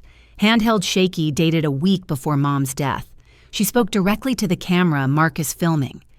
For my children, she began, already gaunt from illness. All my children, including the one behind the camera. Marcus's young voice, Mom, you should rest. Rest comes soon enough. First truth. I'm dying, we all know it, but death isn't ending. It's transformation. She looked directly at us across 21 years. This house will become something beautiful. My children will become something powerful. Even tragedy serves purpose if met with love. Marcus, my firstborn, my heartbreak. You'll fall far before rising, but you'll rise. I've arranged it. Legal mechanisms, financial triggers, patience and pain leading to redemption. Gillian, my warrior, you'll save them. Cost will be high, rewards higher. Trust the law and trust yourself. Sarah James Chloe, you'll discover strength through suffering. Support each other, forgive eventually, heal definitely. Thomas, my love, live fully. Find joy after grief. Our children need father and mother, even if I provide the latter posthumously. She smiled, peace radiating despite approaching death. I go willingly to whatever comes next, not from despair but from strategy. Richard thinks he's won. Marcus believes he's triumphed. Both wrong. Love plays a longer game than greed. Save this tape, Marcus. Hide it deep. Someday you'll need reminder of who you were, who you can become again. I love you. Disappointed but never despairing. Mother forever, regardless of choices. The recording ended. We sat in stunned silence, processing prophecy fulfilled 2 decades later. She knew everything, Sarah whispered, planned everything. Even the center, Chloe gestured to our transformed home. Especially the center, I realized, turning our house of pain into palace of healing. Classic Mom. Dad wiped his eyes. She got her wish. We're together, helping others. Even Marcus is finding his way back. 24 years to go, James calculated. He'll be 65 when released. We'll be here, Dad said firmly. Changed but constant. His family, if he'll have us. He'll have us, I knew. The boy who saved those tapes will find his way home. A car arrived outside, more victims coming for orientation at the center. As we prepared to greet them, I paused at Mom's portrait. Thank you, I whispered, for seeing the ending when we could only see pain, for playing chess with destiny and winning. Patricia joined me. Think she knew how completely her plan would work. She knew us, our strengths, weaknesses, potentials, built a framework for justice that required our participation but guaranteed success. Grandmaster indeed, Patricia agreed. The doorbell rang. Mrs. Patterson entered with a nervous couple, clearly new victims seeking help. Dad greeted them warmly, the teacher becoming counselor. Sarah offered comfort from shared experience. James provided gentle humor. Chloe showed them Mom's garden, explaining how beauty persists despite storms. And I did what I'd always done, protected, but now through building rather than battling, through healing rather than hunting, through love rather than law alone. Welcome to the Morrison Center, I told the couple, where families rebuild after betrayal, where truth brings freedom, where even thieves' victims find victory. They looked hopeful despite their pain, another family starting the journey we'd completed, from betrayal to bewilderment to breakthrough. The phone rang. Marcus's prison number on caller ID. We'd arranged a family call for Mom's anniversary. "Hello, Marcus," I said, putting him on speaker. "Hello, family." His voice came through different now, humbled, human. "Are you at the house?" "At the center," I corrected. "Your former crime scene, now our construction site." "Good, that's good. Mom would approve." "Mom orchestrated it from the grave," Dad added. "As you know." "I know. Found her last letter today, hidden in library law books. Apparently she had admirers among prison librarians, ensured certain books would be shelved for me to find." "What did it say?" Sarah asked. "Time plus truth equals transformation. Serve both. Love waits." Simple words carrying infinite weight. The mother who died to save us still saving from beyond. "We love you, Marcus," Chloe said suddenly. "Despite everything, because of everything. Love waits." Silence. Then soft crying. The golden child's tears finally flowing freely. 24 years, he managed. "Will you still be there?"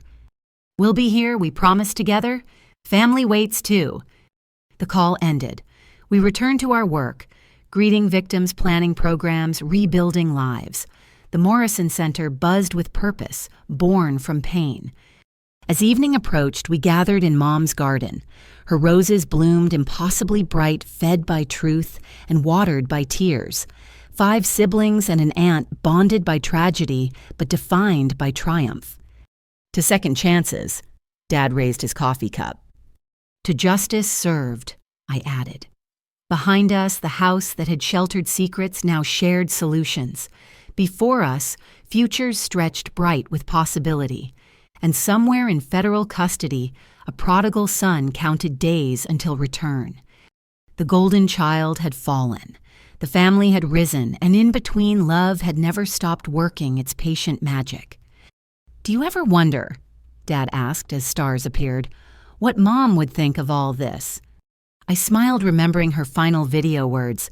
She'd say it went exactly as planned.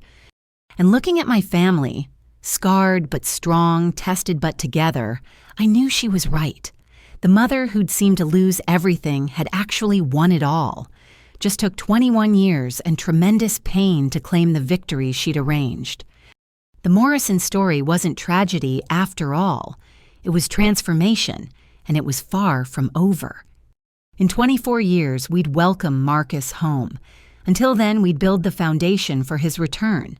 One victim helped, one truth told, one day survived. If you've experienced financial fraud or family betrayal, you're not alone. Share your story in the comments. How did you rebuild? What helped you heal? Sometimes the first step to recovery is knowing others have walked this path before you. If this story touched you, please like and subscribe to hear more stories of families finding strength through struggle. Share with anyone who needs a reminder that love can outlast even the deepest betrayals. Thank you for joining the Morrison family's journey from destruction to redemption. Remember, every ending can become a new beginning. Every tragedy can transform into triumph. Every broken family can choose to rebuild. Until next time, hold your loved ones close. Truth and time really do heal all wounds, even the ones we never thought would stop bleeding.